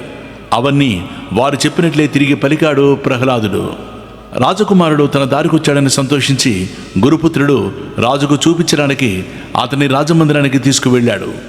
తల్లి లీలావతి కుమారుడికి అభ్యంగన స్నానం చేయించి చక్కగా అలంకరించి తండ్రి వద్దకు పంపింది. ప్రహ్లాదుడు తండ్రి పాదాలకు నమస్కరించాడు. హిరణ్యకశిపుడు ఆనందించి ఆశీర్వదించాడు. మనసారా చాలాసేపు కౌగిలించుకుని లాలించాడు. తన కుమారుడు గురువులు మెచ్చేలా విద్యాబుద్ధులు నేర్చుకున్నాడనే ఆనందంతో అతడికి కన్నీళ్లొచ్చాయి. కుమారుడి నుదిటి మీద ముద్దు పెట్టుకొని, నాయనా, గురువుల వద్ద నేర్చుకున్న వాటిలో మంచి పాఠం ఒకటి వల్లించు అన్నాడు. ప్రహ్లాదుడు తండ్రికి నమస్కరించాడు. తండ్రి విష్ణువు లీలల్ని వినడం, కీర్తించడం, మాటిమాటికి స్మరించుకోవడం, పాదసేవనం, పూజించడం, నమస్కరించడం, దాసుడిగా ఉండడం, మైత్రి, తనను తాను నీవాడనని స్వామికి సమర్పించుకోవడం అనే 9 విధాలైన భక్తిని అలవరుచుకోవడం మాత్రమే నేర్చుకోవలసిన అన్నిటిలోనూ అత్యుత్తమమైనది అన్నాడు. ఆ మాటలకు హిరణ్యకశిపుడు మండిపడ్డాడు. బ్రాహ్మణాధమా, ఏమిటిది? నేనేం చెప్పానో నువ్వే నేర్పావు. నా ఆజ్ఞను ధిక్కరించి నా కుమారుడికి శత్రుపక్షంలో చేరడం నేర్పించావా? నువ్వు మాకు చేస్తున్న ద్రోహం ఈ అమాయక బాలుడు వలన బయటపడింది అన్నాడు. గురుపుత్రుడు బెదరలేదు, నిర్భయంగా సమాధానం చెప్పాడు. రాజా, నీ కుమారుడికి ఈ బుద్ధి మేము గాని మా ఆశ్రమంలో మరొకరు గాని నేర్పలేదు. ఇది అతనికి సహజంగా కలిగిన బుద్ధి. ఇతడికిది పుట్టుకతోనే వచ్చింది. కోపం నియంత్రించుకో. నీ కుమారుడికి పుట్టుకతోనే వచ్చిన బుద్ధికి మమ్మల్ని తప్పు పట్టకు అన్నాడు. హిరణ్యకశిపుడు ప్రహ్లాదుడి వైపు తిరిగాడు. గురువులు నేర్పలేదు. మన వంశంలో ఇంతవరకు ఎవరికీ లేదు. అయినా అమంగళకరమైనవి, దుర్మార్గమైనవి అయినా ఈ ఆలోచనలు నీకెలా వచ్చాయి అని అడిగాడు. ప్రహ్లాదుడు తొణకకుండా సమాధానం చెప్పాడు. తండ్రి, తాము చాలా లోకజ్ఞాన కలవారము అనుకునేవారు. ఈ జీవితంలో సంసారమే ఒక వ్రతం అనుకుంటారు. ఇంద్రియాలను వశంలో ఉంచుకోవడం అవసరం అనుకుంటారు. చీకట్లో తిరిగేవాడు బయలుదేరిన చోటుకే మళ్ళీ మళ్ళీ వచ్చినట్లు పుడుతూ చస్తూ మళ్ళీ పుడుతూ ఈ చక్ర భ్రమణంలో పడి తిరుగుతూ ఉంటారు. చేసిన పనులే మళ్ళీ చేస్తారు. అనుభవించిన భోగాలే మళ్ళీ అనుభవిస్తూ ఉంటారు. అదే పరమ పురుషార్థమనే భ్రమలో పడి ఉంటారు. వారి బుద్ధి తనంత తానుగా గాని, ఇతరులు చెప్తే విని గాని, తెలిసిన వారితో చర్చించినా గాని శ్రీహరి మీద లగ్నం కాదు అని సమాధానమిచ్చాడు. ఆ సమాధానానికి హిరణ్యకశిపుడు మండిపడ్డాడు. ఒడిలో ఉన్న బిడ్డని నేల మీదకి విసిరేశాడు. క్రూరుడైన రాక్షసుల్ని పిలిచాడు. మనం వీడిని ప్రాణం కంటే ఎక్కువగా ప్రేమిస్తున్నాం. ఇంతగా ప్రేమించి లాలిస్తున్నామనని వీడు విడిచిపెట్టాడు. నా సోదరుని చంపినవాడు మనకు బద్ధశత్రువు అయిన విష్ణువు పాదాలని దాసుల్లా పూజిస్తున్నాడు. 5 ఏళ్ల వయసులోనే కన్నవాడని కాదంటున్న ఈ దుష్టుడు ఆ విష్ణువుకి మాత్రం ఏం చేస్తాడు? వీడు మన మధ్యనే ఉంటూ మన శత్రుపక్షంలో చేరాడు. తనకు అపకారం తలపెట్టేవాడు కన్న కొడుకు అయినా అతడు శరీరానికి పట్టిన వ్యాధితో సమానం. వివేకవంతులు వ్యాధి పుట్టిన అవయవాన్ని ఖండించి మిగిలిన శరీరాన్ని ఆ వ్యాధి బారిన పడకుండా కాపాడుకోవాలి. అలాగే వంశానికి కీడు తలపెట్టేవాడిని వధించి వంశాన్ని కాపాడుకోవాలి. రాక్షసులారా, వీణ్ణి ఇక్కడి నుంచి తీసుకుపోయి వెంటనే వధించండి అని ఆజ్ఞాపించాడు. భయంకరమైన రూపాలను రాక్షసులు 5 ఏళ్ల కుర్రవాణ్ణి తమతో తీసుకుపోయారు.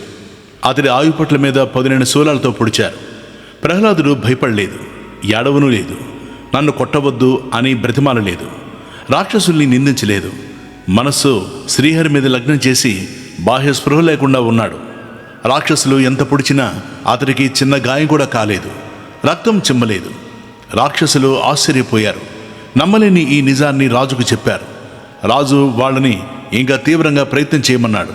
వారికి తెలిసిన ఉపాయాలన్నీ ప్రయోగించి బాలుణ్ణి చంపమన్నాడు. రాక్షసులు ఆ బాలుణ్ణి దిగ్గజాల చేత తొక్కించారు. భయంకరమైన విషసర్పాల చేత కరిపించారు. అభిచార మంత్రాలు తెలిసిన వారి చేత చేతబడులు చేయించారు. కొండల మీదకు తీసుకుపోయి అంత ఎత్తు నుంచి బలంగా కిందకు విసిరేశారు.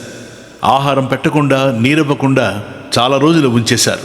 నిలువెత్తు మంటలలో విసిరేశారు. నీళ్లలో ముంచి ఉంచారు. ఏనుగులంత బండరాలని మీద పడేశారు. ఏం చేసినా ప్రహ్లాదుడు ఆర్తనాదాలు చేయలేదు. అతనికి శరీరం మీద ఈగ వాలినట్లు కూడా లేదు. చక్కగా ఆరోగ్యంగా మెసమెసలాడుతూ ఉన్నాడు. హిరణ్యకశిపుడికి ఏం చేయాలో తోచలేదు. రాజకార్యాలు పట్టించుకోవడం మానేశాడు. దేవతల గురించి ఆలోచించడం లేదు. స్వర్గంలో అట్టహాసంగా కొలువు తీరడం లేదు. ఈ కుమారుని ఏం చేయాలా అని ఆలోచిస్తుంటే రాత్రి పగలు క్షణాల్లా గడిచిపోతున్నాయి. వీడిని చంపడానికి అనేక విధాలుగా ప్రయత్నించాం. కానీ వీడు తన తేజస్సుతో ఆ ప్రయత్నాలన్నిటి నుంచి తప్పించుకుంటున్నాడు. అతడి తేజస్సు ముందు నా ప్రయత్నాలేవి ఫలించలేదు. వీడికి ఏ గొప్ప మహిమ ఉందో నా ఊహకి అందడం లేదు. ఇంతటి బలవంతులైన రాక్షసులు ఏం చేస్తున్నా వీడు భయపడ్డం లేదు. చూడగా వీడికి మరణం లేదేమో అనిపిస్తోంది. వీడితో విరోధం పెట్టుకున్నందుకు వీడికేమీ కాదు, కానీ నాకు మాత్రం మరణం తప్పదేమో అనిపిస్తోంది. అయినా బ్రహ్మవరం ఉంది గనక నాకు మరణం రాదని ధైర్యంగా ఉంది. ఇలా ఎడతగిన ఆలోచనలతో హిరణ్యకశిపుడి ముఖం వాడిపోయింది. సమస్త లోకాలని జయించిన రాక్షసుడు తలదించుకుని కూర్చున్నాడు. అప్పుడు శుక్రాచార్యుల కుమారులు శండ, అమర్కులు రాజు వద్దకొచ్చారు. రాజా, నువ్వు ఏది తలపడితే అది సాధించావు. అనితర సాధ్యమైన తపస్సు చేశావు, బ్రహ్మను మెప్పించావు, ముల్లోకాలను జయించావు. నీ పేరు చెప్తే చాలు లోకపాలకులు గడగడ వణికిపోతున్నారు. ఇలా బలము తెలివి కలిపి ప్రయోగించగల మహాత్ముడివి. అటువంటి నువ్వు ఇంత చిన్న విషయం గురించి ఎందుకింత ఆలోచిస్తున్నావో మాకు తెలియడం లేదు. పిల్లలు బాల్య చేష్టలు చేస్తారు.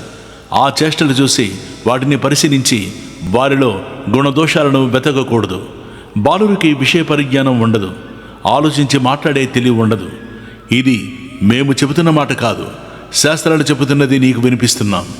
అంతేకాదు, వయస్సు వస్తున్న కొద్దీ పిల్లల ఆలోచనలో పరిణితి వస్తుంది. బాల్యంలో ఉన్న చాపల్యం పోతుంది. మంచి చెడులు విశ్లేషించి చూడగల వివేకం వస్తుంది. దానికోసం ఓరిమిగా నిరీక్షించాలి. ఈ బాలుడు నువ్వు పెడుతున్న హింసలకి భయపడి పారిపోవచ్చు. అలా చేయకుండా అతన్ని బంధించి ఉంచు, హింసించడం మాను. ఈలోగా మా తండ్రి శుక్రాచార్యుడు వారు వస్తారు. పిల్లవాడిలో మార్పు తేవడానికి ఏం చేయాలో అది చేస్తారు అన్నారు.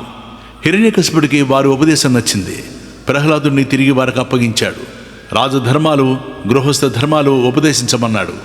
వారు ప్రహ్లాదుని తమ ఆశ్రమానికి తీసుకువెళ్లారు. ప్రేమగా అనునయించి ధర్మార్థ కామాల ప్రాముఖ్యం తలకెక్కించడానికి ప్రయత్నించారు. ప్రహ్లాదుడికి వారు బోధించే విషయాలు నచ్చలేదు. అయినా గురువులకి తనపై ఉన్న ప్రేమాభిమానాలు, తనకేదో నేర్పాలనే వారి పట్టుదల తెలుసు. అందుచేత ఎప్పుడూ వారిని తిరస్కరించి మాట్లాడలేదు. ఒకరోజు గురువులు ఏదో పని మీద ఆశ్రమం వదిలి వెళ్లారు. ఆ రోజు ఆశ్రమంలోని విద్యార్థులకు ఆట విడుపు. ప్రహ్లాదుడు రాక్షస బాలుడిని తమ వద్దకు పిలిచాడు. అందరూ అతడి చుట్టూ కూర్చున్నారు. ప్రహ్లాదుడు మధురమైన స్వరంతో స్పష్టంగా మాట్లాడుతూ వారందరికీ ఇలా చెప్పాడు: మిత్రులారా, మానవ జన్మ పొందడం ఎంతో కష్టం. అనేక జన్మలలో చేసిన పుణ్యాల వలన ఈ జన్మం వస్తుంది. ఇటువంటి జన్మలో పుట్టినది మొదలు మరణించే వరకు ఇది నాది, అది వాడిది, వాడి దగ్గర ఉన్నది నేను పొందాలి. అందుకు ఏం చేయాలి? ఇటువంటి ఆలోచనలతో మనం జీవితం గడిపేస్తాం. ధనం విషయమే చూడండి, దాని మీద ఒక్కొక్కరి ఆశ గమనించండి. ఆ ధనం కోసం దొంగ ప్రాణానికి తెగించి ఇంకొకడు ఇంట్లో ప్రవేశిస్తాడు. ధనం కోసమే సేవకుడు తన శక్తిని ఇంకొకరికి ధారపోస్తాడు. ఆ ధనం కోసమే వర్తకుడు ఆయుర్దాయమంతా వినియోగిస్తాడు. రాను రాను మానవులకి ధనం ప్రాణం కంటే ప్రియమైనదిగా మారింది. అటువంటి ధనం పట్ల అంతులేని దాహాన్ని ఎవడు విడిచిపెడతాడు? అలాగే సంసారము. నేడు బాలుడుగా ఉన్నవాడికి క్రమంగా యవనం వస్తుంది. వెంటనే యువతలు ఆడించినట్లు ఆడే కోతిలా అయిపోతాడు. తర్వాత పిల్లలు, మనవలు వస్తారు. వారి మీద పిచ్చి ప్రేమతో వివేకం వదిలేసి ప్రవర్తిస్తాడు. చివరికి ముసలివాడే వ్యాధులు బాధిస్తుంటే దుఃఖిస్తూ జీవితం చాలిస్తాడు. అంతే తప్ప ఈ బంధుత్వాలు, అనుబంధాలు అశాశ్వతమని ఎంత చెప్పినా, ఎందరిని చూసినా గుర్తించడు. ఇదేనా మానవ జీవితం అంటే? అందరూ ఆలోచించండి. ఆశలోనూ మోహంలోనూ పడి కొట్టుకోవడం మన జీవిత పరమార్థం కాదని గ్రహించండి. జనన మరణాల చక్రభ్రమణ నుంచి బయటపడడమే మానవ జాతికి అసలైన పరమార్థం. ఇది ఈ మానవ జన్మలోనే సాధ్యమవుతుంది. దానికి ఉన్న ఒకే ఒక ఉపాయం శ్రీమన్నారాయణుడి పాదపద్మాల పట్ల అచంచలమైన భక్తిని అలవరుచుకోవడం. మన రాక్షసులకందరికీ విషయభోగాల పట్లనే ఆసక్తి. ఎవరికి ముందు చూపు లేదు. విషయాసక్తి మాత్రమే కల ఇటువంటి వారితో కలవకండి, వారికి దూరంగా ఉండండి. జగత్కారకుడైన శ్రీమన్నారాయణుడిని శరణ పొందండి. నేను, నాది అనే భావాల బంధం నుంచి విముక్తవ్వండి. మోక్షం పట్ల, పరమాత్మ పట్ల ఆసక్తి దానంతటదే కలుగుతుంది అన్నాడు. రాక్షస బాలురు ప్రహ్లాదుడు చెప్పిన ప్రతి మాట శ్రద్ధగా విన్నారు. వారికి ఈ మాటలు కొత్తగా ఉన్నాయి, అయినా నచ్చాయి. అతడికి ఇవన్నీ ఎలా తెలిసాయా అని వారు ఆశ్చర్యపోయారు. ప్రహ్లాద, నువ్వు చెప్తున్న విషయాలు చాలా బాగున్నాయి. వీటిని విన్న కొద్దీ ఇంకా వినాలనిపిస్తోంది. కానీ ఇవేవి మన గురువులు ఎప్పుడూ చెప్పలేదే. మాకైనా నీకైనా ఇంతవరకు మన సెండమార్కులే గురువులు, ఇంకొక గురువు లేరు. మనకి చదువు చెప్పడానికి కానీ, మనల్ని మందలించడానికి కానీ, శిక్షించడానికి కానీ ఈ గురువులకే తప్ప వేరెవరికి అధికారం లేదు, అవకాశమూ లేదు. మన గురువులు చెప్పని ఈ విషయాలన్నీ నీకెలా తెలిసాయి? ఎవరు నేర్పారు అని అడిగారు. అప్పుడు ప్రహ్లాదుడు, ఇవన్నీ నాకు నారదుడు నేర్పాడు అన్నాడు. రాక్షస బాలురు మరింత ఆశ్చర్యపోయారు.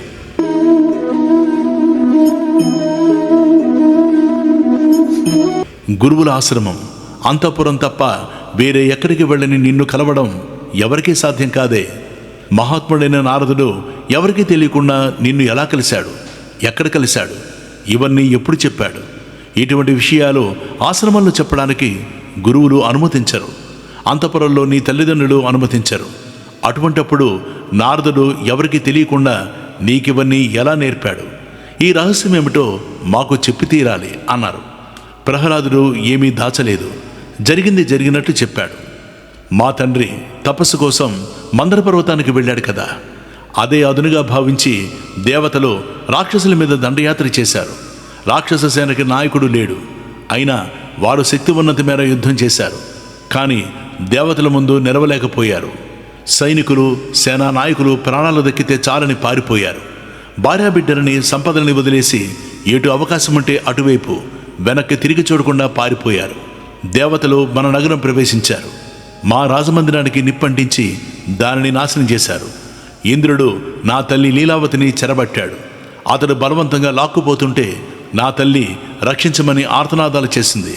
దైవవశాత్తు నారదుడు అక్కడికొచ్చాడు, ఇంద్రుణ్ణి ఆపాడు. ఇంద్ర, ఈమె మహాపతివ్రత, ఈమె వలన మీ దేవతలకి ఎప్పుడు ఏ హాని జరగలేదు, ఈమెను వెంటనే విడిచిపెట్టు అన్నాడు. ఇంద్రుడు అంగీకరించలేదు.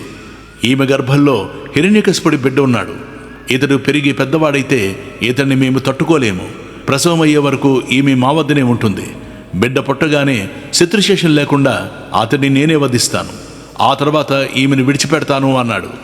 అప్పుడు నారదుడు, ఇంద్ర, ఈమె గర్భంలో ఉన్న బిడ్డ మహాభక్తుడు, శ్రీమన్నారాయణుడికి చాలా ప్రియమైనవాడు.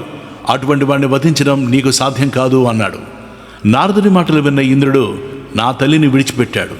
ఆ దేవర్షి నా తల్లిని ప్రసవం అయ్యే వరకు తన ఆశ్రమంలో ఉండమన్నాడు. ఆమె అంగీకరించింది. ఆమెకు ప్రసవం అయ్యే వరకు నారదుడు రోజు ఆమెకు నిర్మలమైన జ్ఞానం ఉపదేశించాడు. నారదుడి అనుగ్రహం వలన గర్భస్థ శిశువుగా ఉన్న నేను అదంతా విన్నాను. అది ఇప్పటికీ నాకు పూర్తిగా జ్ఞాపకం ఉంది. నా తల్లి సంసార తాపత్రయంలో పడి ఆ ఉపదేశం మర్చిపోయింది. ఆయన చెప్పిన మంచి మాటలు ఇంకా కొన్ని మీకు చెప్తాను, వినండి. అజ్ఞానంలో పడి ఉన్నంతసేపు మనమందరం తప్పులు చేస్తాం. అజ్ఞానం నశిస్తే తప్పులు చెయ్యం. అయితే అజ్ఞానాన్ని ఎలా పోగొట్టుకోవాలి అని ప్రశ్న వస్తుంది. దానికి అనేక ఉపాయాలున్నాయంటారు. కానీ నారదుల వారు ఇలా చెప్పారు, ఆ వేలాది ఉపాయాలని పక్కన పెట్టమని, వాటన్నిటికన్నా మేలైన ఉపాయం ఉందని భగవంతుడు చెప్పాడు. నీ జీవిత కర్తవ్యాలని నువ్వు నిర్వర్తిస్తూ ఉండాలి. అలా చేస్తుండగా ఏదో ఒక కారణం వలన నీకు భగవంతుడి మీద ప్రేమ కలుగుతుంది. ఆ ప్రేమ దేనివల్ల కలుగుతుందో అదే అజ్ఞానం నుంచి బయటపడడానికి నీకు ఉత్తమమైన ఉపాయం. భగవద్భక్తులతో మైత్రి ఉండాలి. ఆ స్వామి గాథల్ని వినాలి. ఆయన లీలలు కీర్తించాలి. ఆయన పాదపద్మాలను ధ్యానించాలి. ఆయన మూర్తిని పూజించాలి. ఏ పని చేసినా అది భగవంతుడికి అర్పణగానే చేస్తున్నాను అనుకోవాలి. ఇలా కొంతకాలం చేస్తే భగవంతుడి మీద స్థిరమైన ప్రేమ కలుగుతుంది. దానినే భక్తి అంటారు. ముకుందుణ్ణి ప్రసన్నం చేసుకునేందుకు కోరికలు లేని నిర్మలమైన భక్తి వలన శ్రీమన్నారాయణుడు చాలా ప్రీతిని పొందుతాడు. మిగిలినవన్నీ లేని ప్రేమ ఉన్నట్లు నటిస్తూ చేసే పనులే. ఇలా ప్రహ్లాదుడు రాక్షస బాలురికి ముందు చేసిన ఉపదేశాన్ని మరింతగా మనసుకు పట్టేలా చెప్పాడు. ఆ తర్వాత ఏం జరిగిందో నారదుడు యుధిష్ఠిరుడికి చెప్తున్నాడు. శాంతాకారం భుజగశయనం పద్మనాభం సురేశం విశ్వాకారం గగన సదృశం మేఘవర్ణం శుభాంగం. యుధిష్ఠిర, సెండామార్కులు ఆశ్రమానికి తిరిగొచ్చారు. విద్యార్థులని పాతపాఠాలు వల్లివేయమన్నారు. ఆ విద్యార్థులందరూ ప్రహ్లాదుడు చెప్పిన భక్తి పాటలు వల్లివేయడం ప్రారంభించారు. గురువులు బెదిరించినా పట్టించుకోలేదు. తిట్టినా కొట్టినా లెక్క చేయలేదు. ఈ పరిణామం ఏ ఉపద్రవానికి దారితీస్తుందో అని సెండామార్కులు భయపడిపోయారు. వెంటనే రాజు వద్దకు పరిగెత్తారు. జరిగినదంతా యథాతథంగా చెప్పారు. చక్కటి రాక్షస వంశంలో వికృతమైన మనస్తత్వం ఉన్నవాడు పుట్టాడు. విష్ణువు మీద నిజంగానే భక్తిని పెంచుకున్నాడు. ఏం చెప్పినా దాన్ని వదలడు. రాజా, వీడెక్కడి కొడుకయ్యా? బొత్తిగా వెర్రిబాగులు వాడిని కన్నావు. నీ కొడుకు పిచ్చి పట్టింది. ఈ పిచ్చి ఆశ్రమంలోని ఇతర బాలురికి కూడా ఎక్కించి వారిని పాడు చేస్తున్నాడు అన్నారు. హిరణ్యకశిపునికి కోపంతో కళ్ళు ఎర్రబడ్డాయి. వెంటనే ప్రహ్లాదుని తీసుకురమ్మన్నాడు. తన కుమారుని మార్చడం సాధ్యం కాదని తెలిసిపోయింది. ఎలాగోలా వధించడమే కర్తవ్యమని నిర్ణయించుకున్నాడు. ప్రహ్లాదుడు వచ్చి తండ్రికి నమస్కరించాడు. నేను కోపిస్తే లోకపాలకులతో సహా లోకాలు వణికిపోతాయి. అటువంటి నేను ఆజ్ఞాపిస్తే జంకు గొంకు లేకుండా ధిక్కరిస్తున్నావు. ఏ బలం చూసుకుని నన్ను ధిక్కరిస్తున్నావో నిజం చెప్పు అని గద్దించాడు. దిక్కులన్నీ జయించాను, దిక్పాలకుల్ని జయించాను. దేవేంద్రుడు వంటి దిక్పాలకులు వేరొక దిక్కు లేక తమకు నేనే దిక్కని నన్ను సేవిస్తున్నారు. ఇలా దేవతలందరూ నన్ను సేవిస్తుంటే నువ్వొక్కడివే ఇంత పొగరు చూపిస్తున్నావు. నీకు దిక్కవరురా? ఈ విశ్వమంతటిలోనూ నేనే గొప్ప బలవంతుణ్ణి. ఏ సైన్యాన్ని వెంటపెట్టుకు వెళ్లకుండా నేను ఒంటరిగా యుద్ధాలు చేశాను. మహాబలశాలుడు అందరినీ జయించాను. అటువంటి నా ముందు నిలిచి నువ్వొక్కడివే శత్రువులా ప్రవర్తిస్తున్నావు. ఎవరి బలం చూసుకుని నువ్వెంతగా తెగిస్తున్నావు? అప్పుడు ప్రహ్లాదుడు నిండైన ఆత్మవిశ్వాసంతో వినయంగా సమాధానం చెప్పాడు. రాజా, నాకు మాత్రమే కాదు, నీకు కూడా ఆ శ్రీమన్నారాయణుడే బలం. బలవంతులకి దుర్బలులకి అందరికీ బలం ఆ స్వామి ఒక్కడే. బ్రహ్మ నుంచి చీమ వరకు ఉన్న సమస్త జీవులు, స్థావర జంగమాలు అన్నీ ఆయన వంశంలోనే ఉన్నాయి. ఆయన బలంతోనే మనుగడ సాగిస్తున్నాయి. ఆ స్వామి అంతటా వ్యాపించి ఉన్నాడు. ఆయన లేని చోటు అణువంతైనా లేదు. తండ్రి, నా మనవి విను, నా మాట మన్నించు. ఈ రాక్షస స్వభావాన్ని వదులు. మనస్సు నుంచి రాగద్వేషాలు తొలగించు. మనస్సుని అదుపులో ఉంచుకోకపోతే అది తప్పుదారిలో నడుస్తుంది, మనని నడిపిస్తుంది. ఆ స్థితిలో పడిన మనస్సు కంటే భయంకరమైన శత్రువు ఎవరూ ఉండడు. మనస్సుని నియంత్రించుకోవడమే అనంతుడికి చేసే విశిష్టమైన ఆరాధన. ఒక్కసారి ఆలోచించు. మనసులో ఉన్న కామం, క్రోధం మొదలైన అంతఃశత్రువుల్ని జయించకుండా 10 దిక్కుల్ని జయించి ఏం ప్రయోజనం? అంతఃశత్రువులని జయించిన వాడికి లోకమంతా తలవారే అవుతారు. అతడికి బయట శత్రువులెవరు ఉంటారు? అతడు ఎవరితో యుద్ధం చేయాలి? ఎవరిని జయించాలి? ఆ శ్రీహరి ఇక్కడున్నాడు, అక్కడ లేడు అనుకోవద్దు. ఆ శ్రీహరి అంతటా ఉన్నాడు. నువ్వు ఎక్కడ వెతికితే నీకు అక్కడే దొరుకుతాడు అన్నాడు భక్తిపూర్వకంగా ప్రహ్లాదుడు. లక్ష్మీకాంతం కమలనయనం యోగి హృద్యానగమ్యం వందే విష్ణుం భవభయహరం సర్వలోకైకనాథం. హిరణ్యకశిపుడికి కోపం తారాస్థాయికి చేరింది. ఓరి మూర్ఖుడా, నీకు చావు దగ్గర పడింది. చావాలని కోరుకునేవాడు నా ముందు నిలిచి ఇలా మాట్లాడతాడు. నేను జగన్నాథుడిని ముల్లోకాలు పొగుడుతున్నాయి. నా కడుపును పుట్టిన నువ్వొక్కడివే నాకంటే గొప్పవాడు జగన్నాథుడు ఇంకొకడు ఉన్నాడంటున్నావు. నువ్వు చెప్పినవాడు ఎక్కడున్నాడు? అంతటా ఉన్నాడంటున్నావు. ఉంటే కనబడడం లేదేం? అంతటా ఉంటే ఈ సభాభవనం మధ్యలో ఉన్న ఈ స్తంభంలో ఉన్నాడా? ఉంటే కనబడడం లేదేం? ఇప్పుడే నీ తల నరికి నిన్ను చంపుతాను. నన్ను కాదని నాకంటే వేరుగా నీకు రక్షకుడిగా ఉన్నాడని ఆ శ్రీహరిని ప్రేమించి నమ్ముతున్నావు కదా. అతడు వచ్చి నిన్ను ఎలా కాపాడుతాడో చూస్తాను. డింబక, చక్రి అంతటా ఉన్నాడని చాలా ఆర్భాటంగా చెప్తున్నావు. నువ్వు చెప్తున్న ఆ చక్రి గాని గిక్రి గాని ఈ స్తంభంలో ఉన్నాడా? ఈ స్తంభంలో గాని నీ శ్రీహరి కనపడకపోతే నీ తల నరుగుతాను. అప్పుడైనా ఆ శ్రీహరి వచ్చి నిన్ను రక్షించగలడా? ఇలా బిగ్గరగా గర్జిస్తూ కత్తి పట్టుకుని సింహాసనం నుంచి వేగంగా లేచాడు. పిడికిలు బిగించి ఆ స్తంభాన్ని గట్టిగా కొట్టాడు. ఆ స్తంభం నుంచి భయంకరమైన శబ్దం పుట్టింది. ఆ శబ్దం పాతాళం నుంచి సత్యలోకం వరకు వ్యాపించింది. ఆ శబ్దం విని ముల్లోకాలలోనూ ఉన్నవారు భయకంపితులయ్యారు. ఆ సభలో ఉన్న స్తంభం నుంచి అత్యద్భుతమైన రూపంతో శ్రీహరి బయటకొచ్చాడు.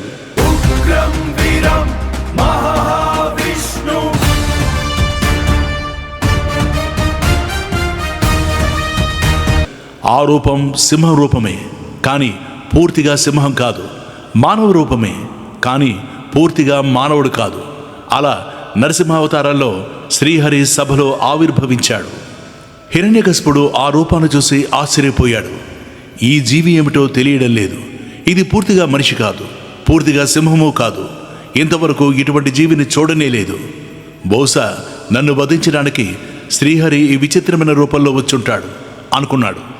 ఈలోగా నరసింహస్వామి అక్కడున్న రాక్షసులందరినీ వధించాడు. హిరణ్యకశిపుడు చేతిలో ఉన్న కత్తిని వదిలి గద అందుకున్నాడు.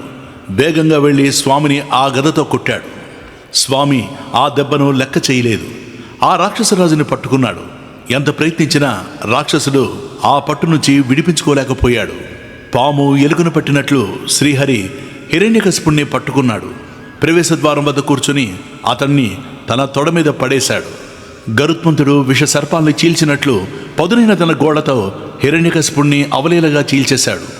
రాక్షసుడి గుండెను తన కొనగోళ్లతో పెకిలించి విసిరేశాడు. ఏనుగును చంపి పేగులు మెడలో వేసుకున్న సింహంలా ప్రకాశించాడు.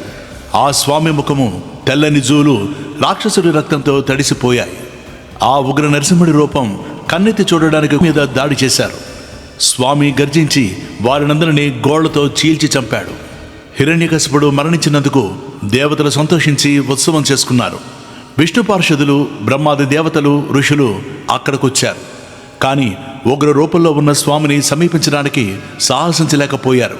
కొంత దూరంలో నిలిచి చేతులు జోడించి శిరస్సులపై పెట్టుకుని స్తుతించారు. ఎవరంతా చెప్పినా, ఎన్ని విధాలా స్తుతించినా స్వామి తన ఉగ్ర రూపాన్ని ఉపసంహరించుకోలేదు. ఆయనని శాంతింపజేయమని దేవతలు లక్ష్మీదేవిని ప్రార్థించారు. ఆమె అంతటి రౌద్రమూర్తిని అంతకుముందు ఎన్నడూ చూసి ఉండలేదు. ఆమె కూడా స్వామిని సమీపించలేకపోయింది. బ్రహ్మదేవుడు ప్రహ్లాదుణ్ణి పిలిచాడు. శాంతాకారం భుజగశయనం పద్మనాభం సురేశం విశ్వాకారం గగనసదృశం మేఘవర్ణం శుభాంగం. నాయనా, ఈ నరసింహస్వామి నీ తండ్రి మీద మంచి కోపంతో ఉన్నాడు. రాక్షసరాజుని చంపినా ఇంకా కోపం తగ్గలేదు. ఆ ఉగ్రరూపం చూసి మేమెవరము స్వామిని సమీపించలేకపోతున్నాం. మేమెంత ప్రార్థించినా స్వామి పట్టించుకోవడం లేదు. నిన్ను రక్షించడానికి వచ్చిన ఆ స్వామి వద్దకు నువ్వే వెళ్ళి ప్రార్థించి ఆ కోపం తగ్గించు అన్నాడు. దేవతలు, ఋషులు చివరకు లక్ష్మీదేవి స్వామిని సమీపించలేకపోవడం ప్రహ్లాదుడు చూశాడు. అయినా హృదయం స్వామి మీదని లగ్నం చేసి ఉన్న ఆ బాలభక్తుడికి స్వామి ఉగ్రరూపం భయం కలిగించలేదు. చేతులు జోడించి స్వామి వద్దకు వెళ్ళాడు. ఆయన పాదాల వద్ద సాష్టాంగ నమస్కారం చేశాడు. తన పాదాల వద్ద నేలపై పడి నమస్కరిస్తున్న బాలుణ్ణి స్వామి చూశాడు. ఆయన హృదయం దయతో నిండిపోయింది. ఆ భక్తుడిని లేవదీశాడు. అతడి శిరస్సు మీద అన్ని భయాలని పోగొట్టే తన హస్తాంబుజాన్ని ఉంచాడు. నరసింహస్వామి కరాంబుజ స్పర్శతో ప్రహ్లాదుడికి బ్రహ్మజ్ఞానం కలిగింది. శరీరం గగురు పొడిచింది. కళ్ళలో ఆనంద బాష్పాలు నిండాయి. అతడి కళ్ళు స్వామి మీద ఏకాగ్రంగా నిలిపాడు. భక్తితో గొంతు గద్గదమవుతూ ఉంటే స్వామిని స్తుతించాడు. అవి బాలుడు మాటలు కావు, స్వామి స్పర్శతో పరిపక్వ బుద్ధైన పుణ్యాత్ముడు చెప్పిన మాటలు. సత్వగుణ ప్రధానులైన బ్రహ్మాది దేవతలు, ఋషులు కూడా శ్రీహరిని పూర్తిగా స్తుతించలేరే. అటువంటి స్వామిని స్తుతించే యోగ్యత రాక్షస వంశంలో పుట్టిన నాకెక్కడిది? అయినా పురుషోత్తముడివైన నిన్ను స్తుతించే అర్హత కోసం దేవతలే కావాలా? గొప్ప వంశంలో పుట్టాలా? తపస్సు, యోగ సాధన చెయ్యాలా? పాండిత్యము, జ్ఞానము, తెలివి ఉండాలా? ఇవేమీ లేని గజేంద్రుడు ప్రసన్నుడై నీవే దిక్కుని నమ్మి నిన్ను స్తుతించలేదా? నీ అనుగ్రహానికి పాత్రుడు కాలేదా? అదే నమ్మకము, అదే భక్తి నాకున్న యోగ్యతలుగా భావించి నిన్ను స్తుతిస్తున్నాను. స్వామి, నీ ముఖం కోపంతో చాలా భయంకరంగా ఉంది. కోపంతో ముడిపడిన నీ కనుబొమ్మలు, తీక్షణమైన నీ కోరలు చూస్తే ఎంతటి వాడైనా వణికిపోతాడు. నువ్వు నా తండ్రిని వధించి ఆయన పేగులు మెడలో వేసుకున్నావు. దానివలన తెల్లని నీ జూలు రక్తంతో తడిసిపోయింది. నీ రౌద్ర రూపం చూసి బ్రహ్మాదులు కూడా నిన్ను చేరడానికి భయపడుతున్నారు. అయినా నేను భయపడ్డం లేదు. జనన మరణాల చక్రభ్రమణంలో ఎక్కడ చిక్కుకుంటానో అన్న ఒక్క భయం తప్ప నాకు ఈ లోకంలో వేరే దేని వలన భయం లేదు. నువ్వు పరిపూర్ణుడివి. మానవులు చేసే పూజల వలన నువ్వు కొత్తగా పొందేదేమీ లేదు. సచ్చిదానంద ఘనస్వరూపుడివైన నువ్వు మేము చేసే స్తోత్రాల వలన అదనంగా పొందే ఆనందమూ లేదు. అయినా పరమదయాళువు గనక మేము చేసే పూజలకు ప్రసన్నుడివై అందుకుంటున్నావు. మేము చేసే స్తోత్రాలు వింటున్నావు. ఈశ్వర, నువ్వు ధర్మాన్ని రక్షించడానికి అనేక అవతారాలు దాల్చి వస్తావు. కృతయుగంలోనూ, త్రేతాయుగంలోనూ, ద్వాపర యుగంలోనూ నీ అవతారాలు అందరికీ కనబడతాయి. కలియుగంలో నీ అవతారాలు ఎవరికీ కనబడవు. అందుకే త్రియుగుడు అనే పేరు నీకు ప్రసిద్ధమైంది. స్వామి, గొప్ప మునులు నరసంచారం లేని అరణ్యాలకు వెడుతున్నారు. మౌనం వహించి కఠిన నియమాలు పాటిస్తూ మోక్షం కోసం తపస్సు చేస్తున్నారు. వారు తపస్సుకి లక్ష్యం తమని తాము ఉద్ధరించుకోవడం మాత్రమే. ఇతరులను ఉద్ధరించాలనే ఆలోచనే వారికి రాదు.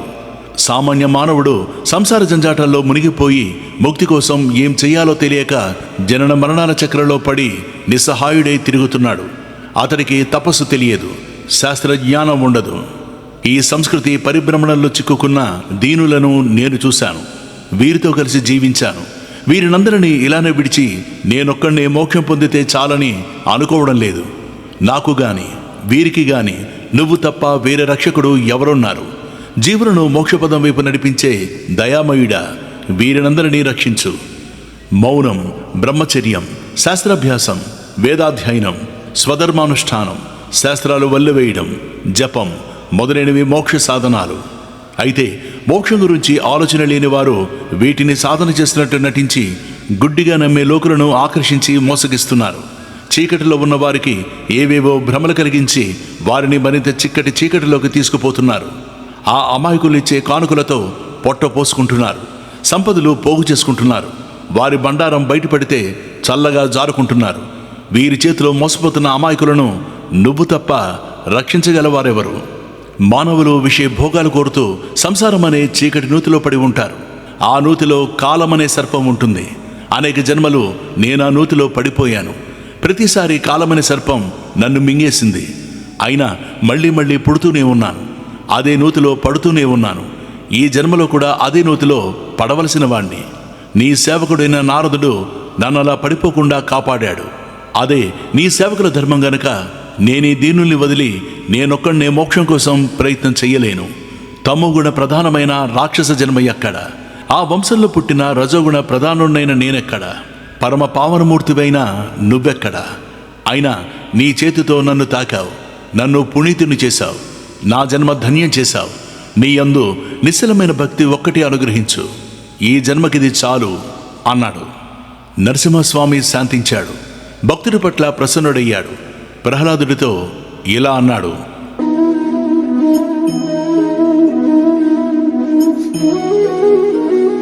ప్రహ్లాద, మంగళస్వరూప, నీకు మేలు జరుగుగాక.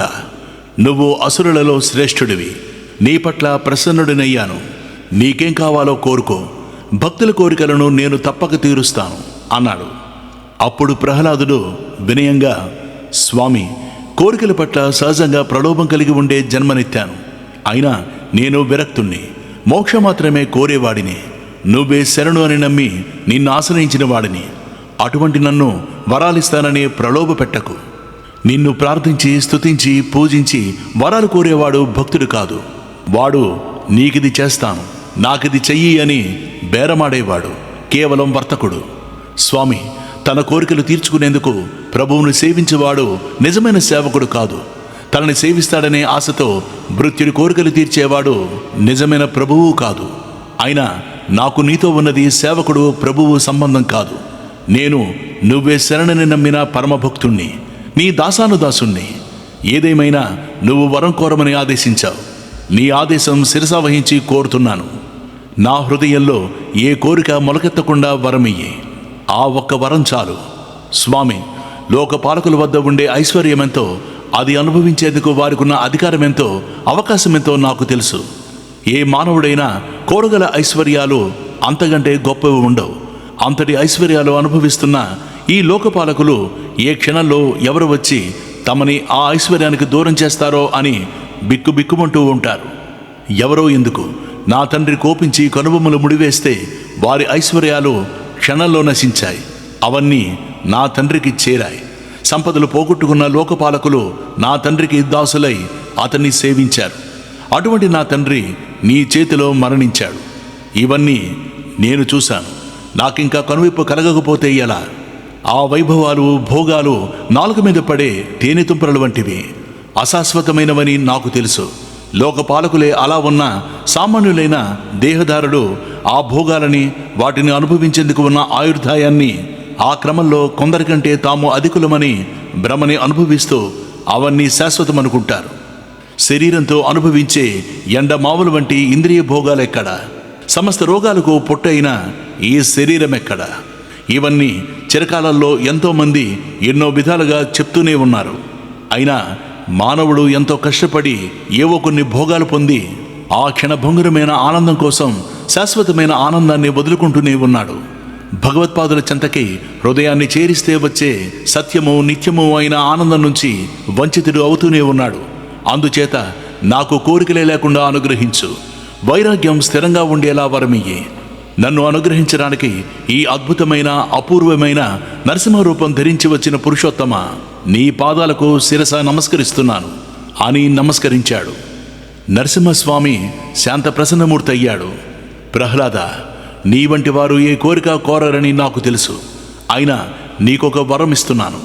ఈ మన్వంతరం పూర్తయ్యే వరకు ఈ లోకంలో రాక్షసులందరికీ నువ్వే ప్రభువువి. రాక్షస ప్రభువులు అనుభవించే భోగాలన్నీ నిరంతరాయంగా అనుభవించు. భోగాలు అనుభవించి పుణ్యాన్ని ధర్మాన్ని అనుష్ఠించి పాపాన్ని కాలవేగంలో ఈ శరీరాన్ని విడిచిపెట్టు. సమస్త బంధాల నుంచి విముక్తుడవై నన్ను చేరుకో అని వరమిచ్చాడు. ప్రహ్లాదుడు తన తండ్రికి అతడు చేసిన పాపాల నుంచి విముక్తి కలిగించమని ప్రార్థించాడు. నరసింహస్వామి నవ్వాడు. ప్రహ్లాద, నువ్వు జన్మించిన వలన ఈ వంశం పావనమైంది. అందువలన నీ తండ్రి ఒక్కడే కాదు, అతడి 21 తరాల పితృదేవతలు కూడా పవిత్రులయ్యారు అన్నాడు. నరసింహస్వామి ప్రసన్నుడవడంతో బ్రహ్మాదులు ఆయనని సమీపించి స్తుతించారు. బ్రహ్మ, స్వామి, ఈ నరసింహరూపంలో ఉన్న నిన్ను కొలిచేవారందరికీ నువ్వే రక్షకుడిగా ఉంటావు. నీ భక్తులు సుఖశాంతులతో జీవిస్తారు, తర్వాత నీ సాన్నిధ్యం పొందుతారు అన్నాడు. ఆ స్వామి బ్రహ్మతో ఇలా అన్నాడు. పద్మసంభవ, నువ్వు రాక్షసులకు ఎటువంటి వరాలు ఇవ్వకూడదు. క్రూర స్వభావం కల వారికి వరం ఇవ్వడం అంటే విషసర్పానికి అమృతం పోయడమే, లోకానికి ఘోరమైన విపత్తు కలిగించడమే. బ్రహ్మదేవుడి పూజను అందుకుని నరసింహస్వామి అక్కడే అదృశ్యమయ్యాడు. ప్రహ్లాదుడు తండ్రికి మరణానంతరం చేయవలసిన కర్మలన్నీ యథావిధిగా చేశాడు. తర్వాత బ్రహ్మ అతన్ని రాక్షసులకు ప్రభువుగా అభిషేకించాడు. యుధిష్ఠిర, ఈ విధంగా జై విజయులు దితిపుత్రులై వైరభక్తితో శ్రీహరిని ధ్యానిస్తూ ఆ స్వామి చేత సంహరించబడ్డారు. తర్వాత వారిద్దరూ రావణ కుంభకర్ణులై జన్మించారు. వారిని శ్రీహరి రామావతారాల్లో వధించాడు. ఆ తర్వాత వారిద్దరూ స్వామిలో ఐక్యమయ్యారు. శిశుపాలుడు మరణించాక కృష్ణుడిలో ఎందుకు ఐక్యమయ్యాడు అని అడిగావు. అందుకు సమాధానంగా ఈ వృత్తాంతమంతా చెప్పాను అన్నాడు నారదుడు. తర్వాత యుధిష్ఠిరుడు ప్రార్థించగా వివిధ ధర్మాలు ఉపదేశించి రాజు చేసిన పూజలు అందుకుని శ్రీకృష్ణుడి అనుమతి తీసుకుని నారదుడు వెళ్ళాడు అని నారదుడికి యుధిష్ఠిరుడికి మధ్య జరిగిన సంభాషణని శుకుడు చెప్పాడు. తర్వాత ఆ ధర్మాలన్నీ అత్యంత శ్రద్ధతో విన్న పరీక్షితుతో, నీకు ఇప్పటి వరకు దక్షుడి పుత్రికల వంశాల గురించి చెప్పాను. దేవతలు, రాక్షసులు, మానవులు, స్థావర జంగమాలు ఒకటేమిటి? సమస్త జీవకోటి వీరి నుంచి పుట్టినదే అన్నాడు.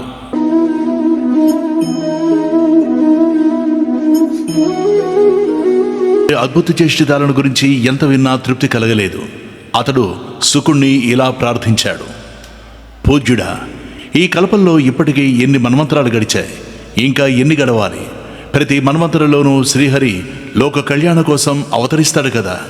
ఇంతవరకు గడిచిన మన్వంతరాలలో ఆ స్వామి ఏ మన్వంతరంలో ఏ అవతారం ధరించాడు, రాబోయే మన్వంతరాలలో ఏ అవతారాలు ధరిస్తాడు, ఒక్కొక్క మన్వంతరంలో ఎవరు ఏం చేయాలో, ఎవరికి ఏ అధికారం ఉండాలో, ఎవరు ఏ బాధ్యతలు వహించాలో ఎవరు నిర్దేశిస్తారు, ఇవన్నీ నాకు చెప్పు అని ప్రార్థించాడు.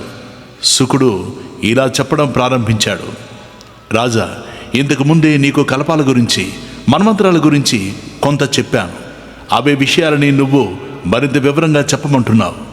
ప్రతి కల్పంలోనూ 14 మంది మనువులుంటారు. వారు లోకాన్ని పాలించి ధర్మాన్ని రక్షిస్తారు. ఒక మనువు పాలించే కాలాన్ని అతడి మన్వంతరం అంటారు. ఒక్కొక్క చతుర్యుగం గడిచాక వేదాల సమూహం కాలంలో లుప్తమయ్యే ప్రమాదానికి లోనవుతుంది. లోకంలో సనాతన ధర్మాన్ని నిలబెట్టేవి వేదాలు. ఆ వేదాలని ఋషులు తమ శక్తితో దర్శించి అవి లుప్తమైపోకుండా రక్షించి యథాతథంగా భవిష్యత్తు తరాలకు అందిస్తారు. అటువంటి ఋషులు ప్రతి మన్వంతరంలోనూ ఉంటారు. ప్రతి మన్వంతరంలోనూ మనువు, అతడి పుత్రులు లోకంలో ధర్మం 4 పాదాలతోనూ సంచరించేలా చేస్తారు.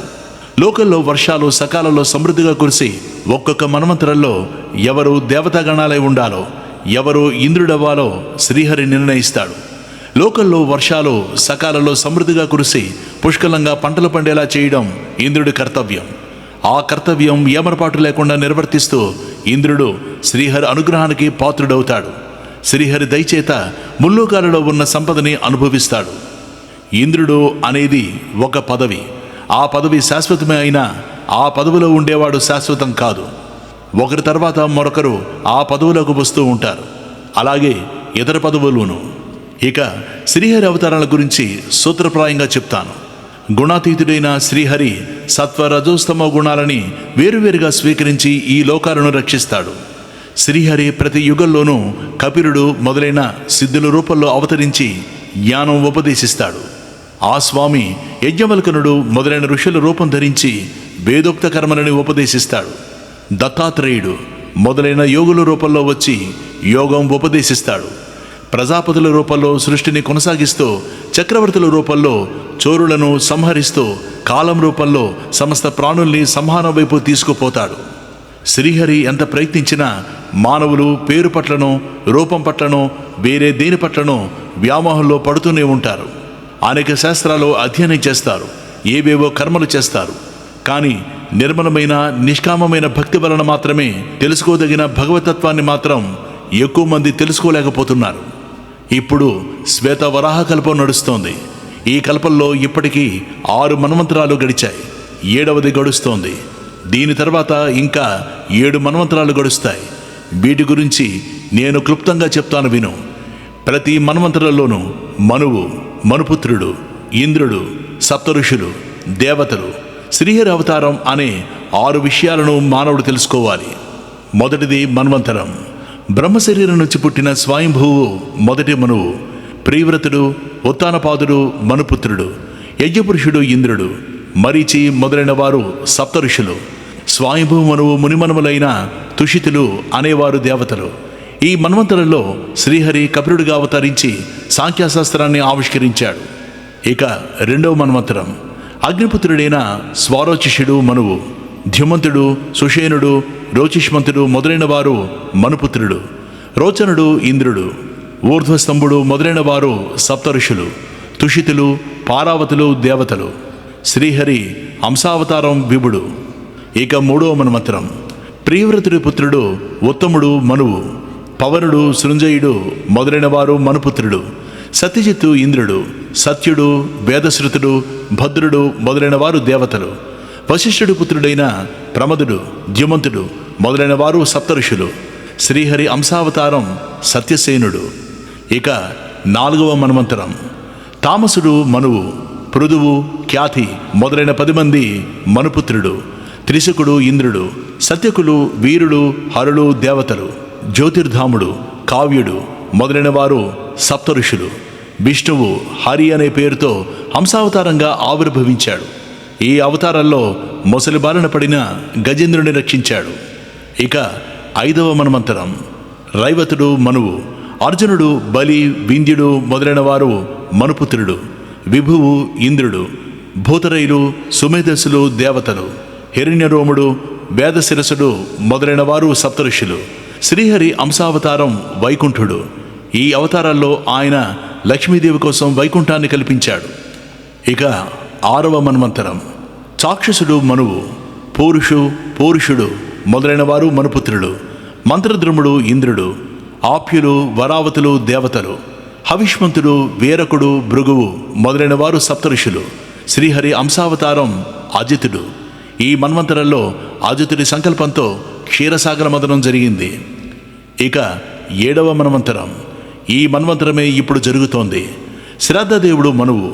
ఇతడు సూర్యుడికి సంజయందు జన్మించిన కుమారుడు. అందుచేత ఇతన్ని వైవస్వత మనువు అని కూడా అంటారు. పురంధరుడు ఇంద్రుడు, ఆదిత్యులు, వసువులు, రుద్రులు, విశ్వే దేవతలు మొదలైన వారు దేవతలు. కశ్యపుడు, అత్రి, వశిష్ఠుడు, విశ్వామిత్రుడు మొదలైన వారు సప్తఋషులు. శ్రీహరి అంశావతారం వామనుడు. ఇక ఇక్కడి నుంచి రాబోయే మన్వంతరాల గురించి చెప్తాను.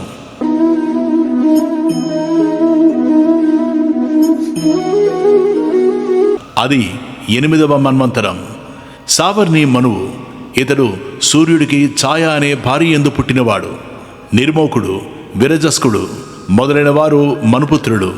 రాక్షస చక్రవర్తి బలి ఇంద్రుడు. సుతపసులు, విరజులు, అమృత ప్రభులు దేవతలు, గాలవుడు, దీప్తిమంతుడు, పరశురాముడు మొదలైన వారు సప్త ఋషులు, శ్రీహరి అంశావతారం సార్వభౌముడు.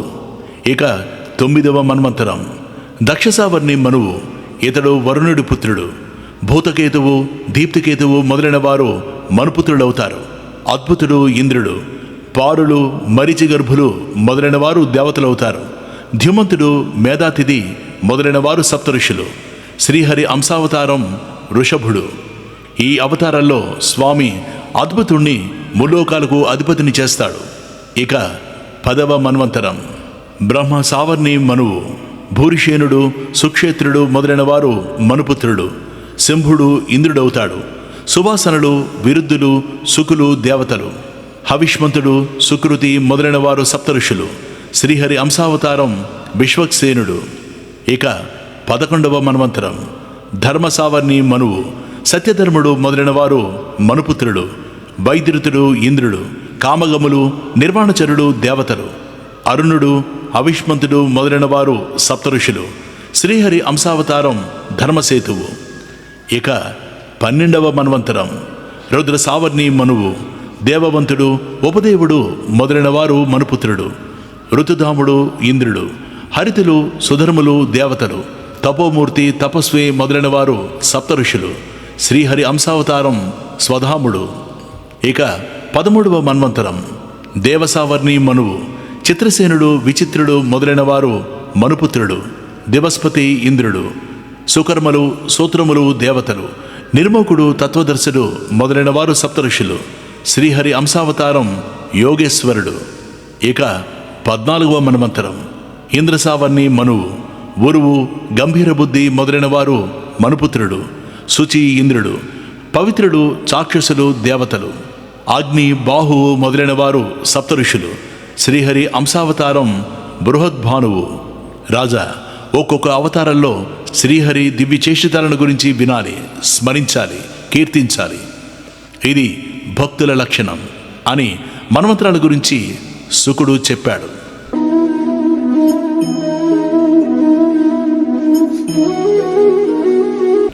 తర్వాత శుకుడు భాగవత ప్రవచనం కొనసాగించాడు. రాజా, తామస మన్వంతరంలో ఒక గజేంద్రుడు ముసలికి చిక్కాడు. ఎంత ప్రయత్నించినా విడిపించుకోలేకపోయాడు. ప్రాణం పోయే స్థితి వచ్చింది. ఆ మన్వంతరంలో హరి అనే పేరుతో అవతరించిన శ్రీమన్నారాయణుడు ఆ గజేంద్రుడిని రక్షించాడు అన్నాడు. అప్పుడు పరీక్షిత్తు, సుఖయోగీంద్ర, గజేంద్ర మోక్ష వృత్తాంతం, భగవంతుని గురించి చెప్పే ఇతిహాసాలు అన్నిటిలోనూ శ్రేష్టమైంది, పుణ్యప్రదమైంది, సమస్త శుభాలకు ఆలవాలమైంది, సకల సంపదలను ఇచ్చేది. ఆ వృత్తాంతం నువ్వు చెప్తే వినాలని ఆసక్తిగా ఉంది. అది మాకు వివరంగా వినిపించు అని ప్రార్థించాడు. క్షీరసముద్రంలో ఒక పెద్ద పర్వతం ఉంది. దానికి 3 శిఖరాలున్నాయి. అందువలన దానికి త్రికూట పర్వతం అని పేరు. ఆ శిఖరాలలో ఒకటి బంగారంది, ఒకటి వెండిది, మూడవది ఇనుముది. ఆ పర్వతం మీద దాని లోయలోనూ దట్టమైన మహారణ్యాలు ఉన్నాయి. మనసుకి ఆహ్లాదం కలిగించే రమ్యమైన ఉద్యానవనాలు ఉన్నాయి. అమృతం వంటి నీటితో నిండిన పెద్ద సరస్సులు ఉన్నాయి. ఆ పర్వతలోయలలో ఒక దానిలో వరుణుడి ఉద్యానవనం ఉంది. దాని పేరు రుత్మత్. ఆ పర్వతం మీద ఉన్న సరస్సులలో జలక్రీడలాడడానికి, ఆ ఉద్యానవనాలలో విహరించడానికి దేవతా స్త్రీలు స్వర్గం నుంచి దిగి వచ్చేవారు. ఆ మహారణ్యాల మధ్యలో ఒక విశాలమైన సరస్సుంది. దానిలో కలువలు, బంగారు రంగు పద్మాలు పుష్కలంగా ఉన్నాయి.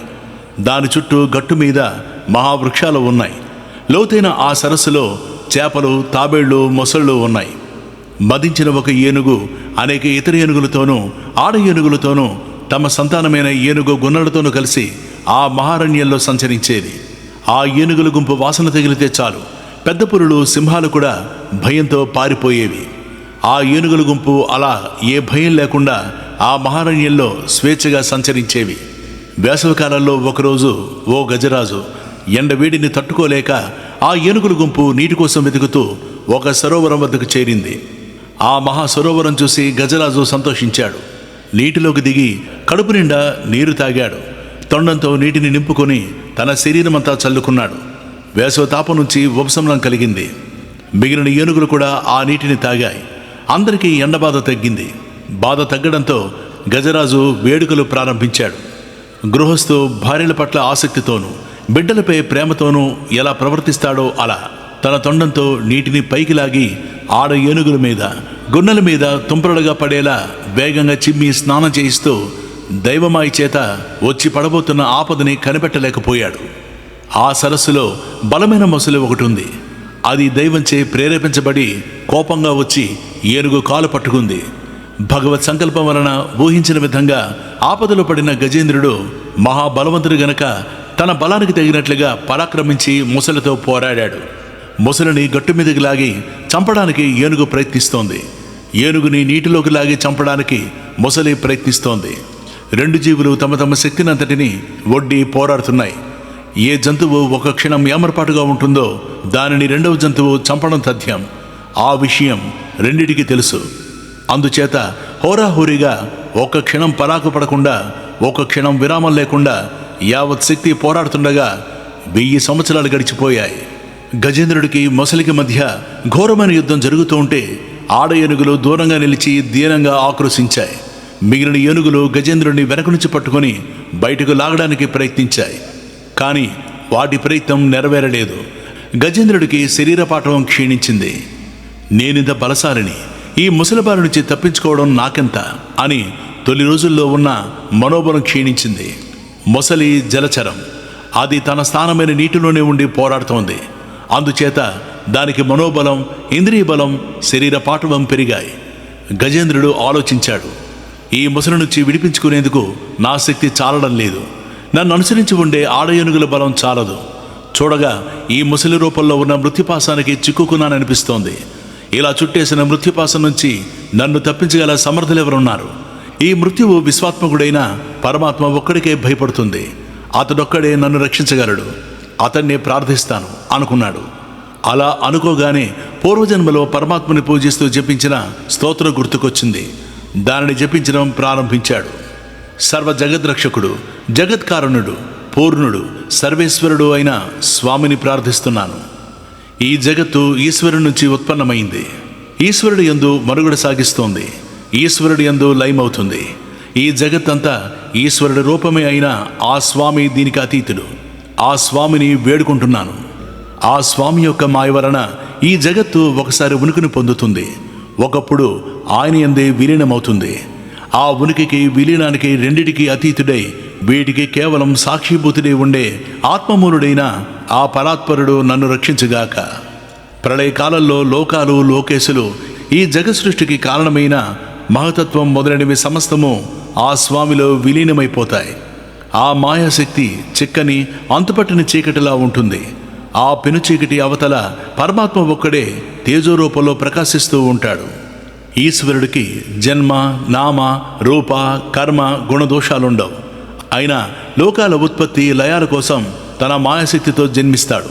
నామం, రూపం పొందుతాడు. లోకోద్ధరణ కోసం కర్మలు చేస్తాడు. గుణదోషాలు ప్రదర్శిస్తాడు. దేశకాలాలకి అతీతుడైన అనంత శక్తియుతుడికి రూపమే లేనివాడైన లీలగా అనేక రూపాల్లో కనిపించేవాడికి, ఏ కర్మ చేయనవసరం లేకపోయినా అనేక ఆశ్చర్యకరమైన చేష్టితాలు ప్రదర్శించేవాడికి, ఆ పరేశుడికి నమస్కరిస్తున్నాను. నిప్పు రవ్వలు అగ్నిలో నుంచి పదే పదే వెలువడుతూ ఉంటాయి. వెలువడిన ప్రతి పర్యాయము ఆ అగ్నిలోనే లీనమవుతాయి. కిరణాలు సూర్యుడి నుంచి మళ్ళీ మళ్ళీ వెలువడుతూ ఉంటాయి, తిరిగి సూర్యుడిలో విలీనమవుతాయి. అలాగే సప్తరజోస్తమ గుణాల ప్రవాహమైన ఈ సృష్టి ఈశ్వరుడి నుంచి ఉత్పన్నమవుతుంది. ఆ స్వామిలోనే విలీనమవుతుంది. ఈశ్వరుడు దేవత కాడు, అసురుడు కాదు, మానవుడు గాని, పశువులు గాని, పక్షి గాని కాడు, స్త్రీ కాదు, పురుషుడు కాదు, నపుంసకుడు కాదు, కారణము కాదు, కార్యము కాదు, ఒక ప్రాణి కాదు. ఇలా అన్నిటినీ ఇది కాదు, అది కాదు అంటూ నిషేధిస్తూ పోగా మిగిలినవాడు, సర్వము తానే అయినవాడు అయిన ఆ ఈశ్వరుడికి నమస్కారం. విశ్వాత్మకుడు, నామరూపాది భేదాలకు అతీతుడు అయిన పరబ్రహ్మని శరణజొచ్చాడు గజేంద్రుడు. బ్రహ్మాది దేవతలకు పేర్లున్నాయి, రూపాలున్నాయి. ఇది నేను అనే అభిమానాలున్నాయి. అందువలన రక్షించమని ఆ గజరాజు వేడుకుంటున్నది తమను కాదని తెలిసి వారెవ్వరూ ఆ త్రికూటాద్రికి వెళ్ళలేదు. సర్వాత్మకుడు కావడం వలన, సర్వదేవతా స్వరూపుడు కావడం వలన ఆ ప్రార్థన తన గురించే అని శ్రీహరికి తెలిసింది. ఆ స్వామి వెంటనే వేద స్వరూపుడైన గరుత్మంతుడిపై ఆసీనుడై గజేంద్రుడున్న సరస్సు వద్దకు వచ్చాడు. అలా ఉన్నట్లుండి బయలుదేరిన స్వామిని స్తుతిస్తూ ఆయనను అనుసరించి దేవతలందరూ బయలుదేరారు. ఆర్తుడై ప్రార్థిస్తున్న గజేంద్రుడు తలెత్తి పైకి చూశాడు. చక్రం ధరించి గరుత్మంతుడి మీద కూర్చుని వస్తున్న శ్రీహరి అతడికి కనిపించాడు.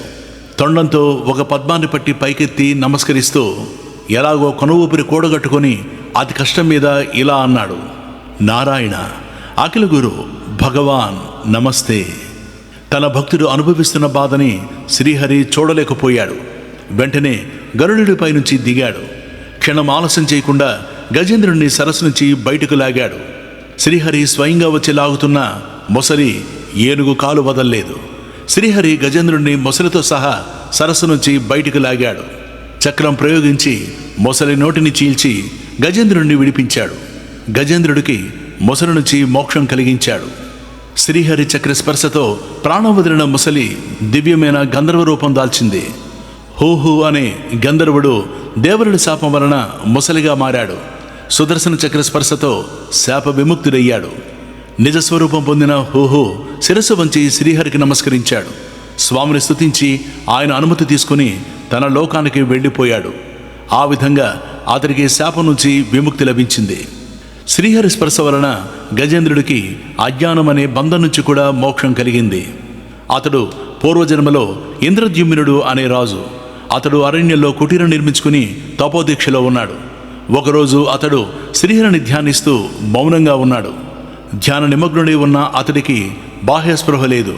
ఆ సమయంలో అగస్త్య మహర్షి శిష్యులతో కలిసి అతడి కుటీరానికి వచ్చాడు. ఇంద్రద్యుమ్నుడికి మహర్షి వచ్చినట్టు తెలియదు. అతడు కదలకుండా కూర్చున్నాడు. రాజు కావాలనే తనను చూసి కూడా చూడనట్లు ప్రవర్తించాడని, అలా తనని అవమానం చేశాడని అగస్త్యుడు భావించాడు. ఆయనకు కోపం వచ్చింది. ఈ రాజు నన్ను బుద్ధిపూర్వకంగా అవమానించాడు, ఏనుగులా మందబుద్ధితో ప్రవర్తించాడు, అందుచేత ఏనుగే పుడతాడు అని శపించి వెళ్ళిపోయాడు. ఇంద్రద్యుమ్నుడు ఏనుగే పుట్టిన ఆపదలో పడినప్పుడు అతడు పూర్వజన్మలో చేసిన హరిపూజ వలన స్వామిని ప్రార్థించాలని గుర్తుకొచ్చింది. వెంటనే అప్పుడు తాను చేసిన స్తోత్రం మనస్సులో మెదిలింది. శ్రీహరి కరస్పర్శ వలన అతడికి అగస్త్యుడి శాపం నుంచి మోక్షం కలిగింది. శ్రీహరి అతన్ని తన పార్షదుని చేసుకున్నాడు.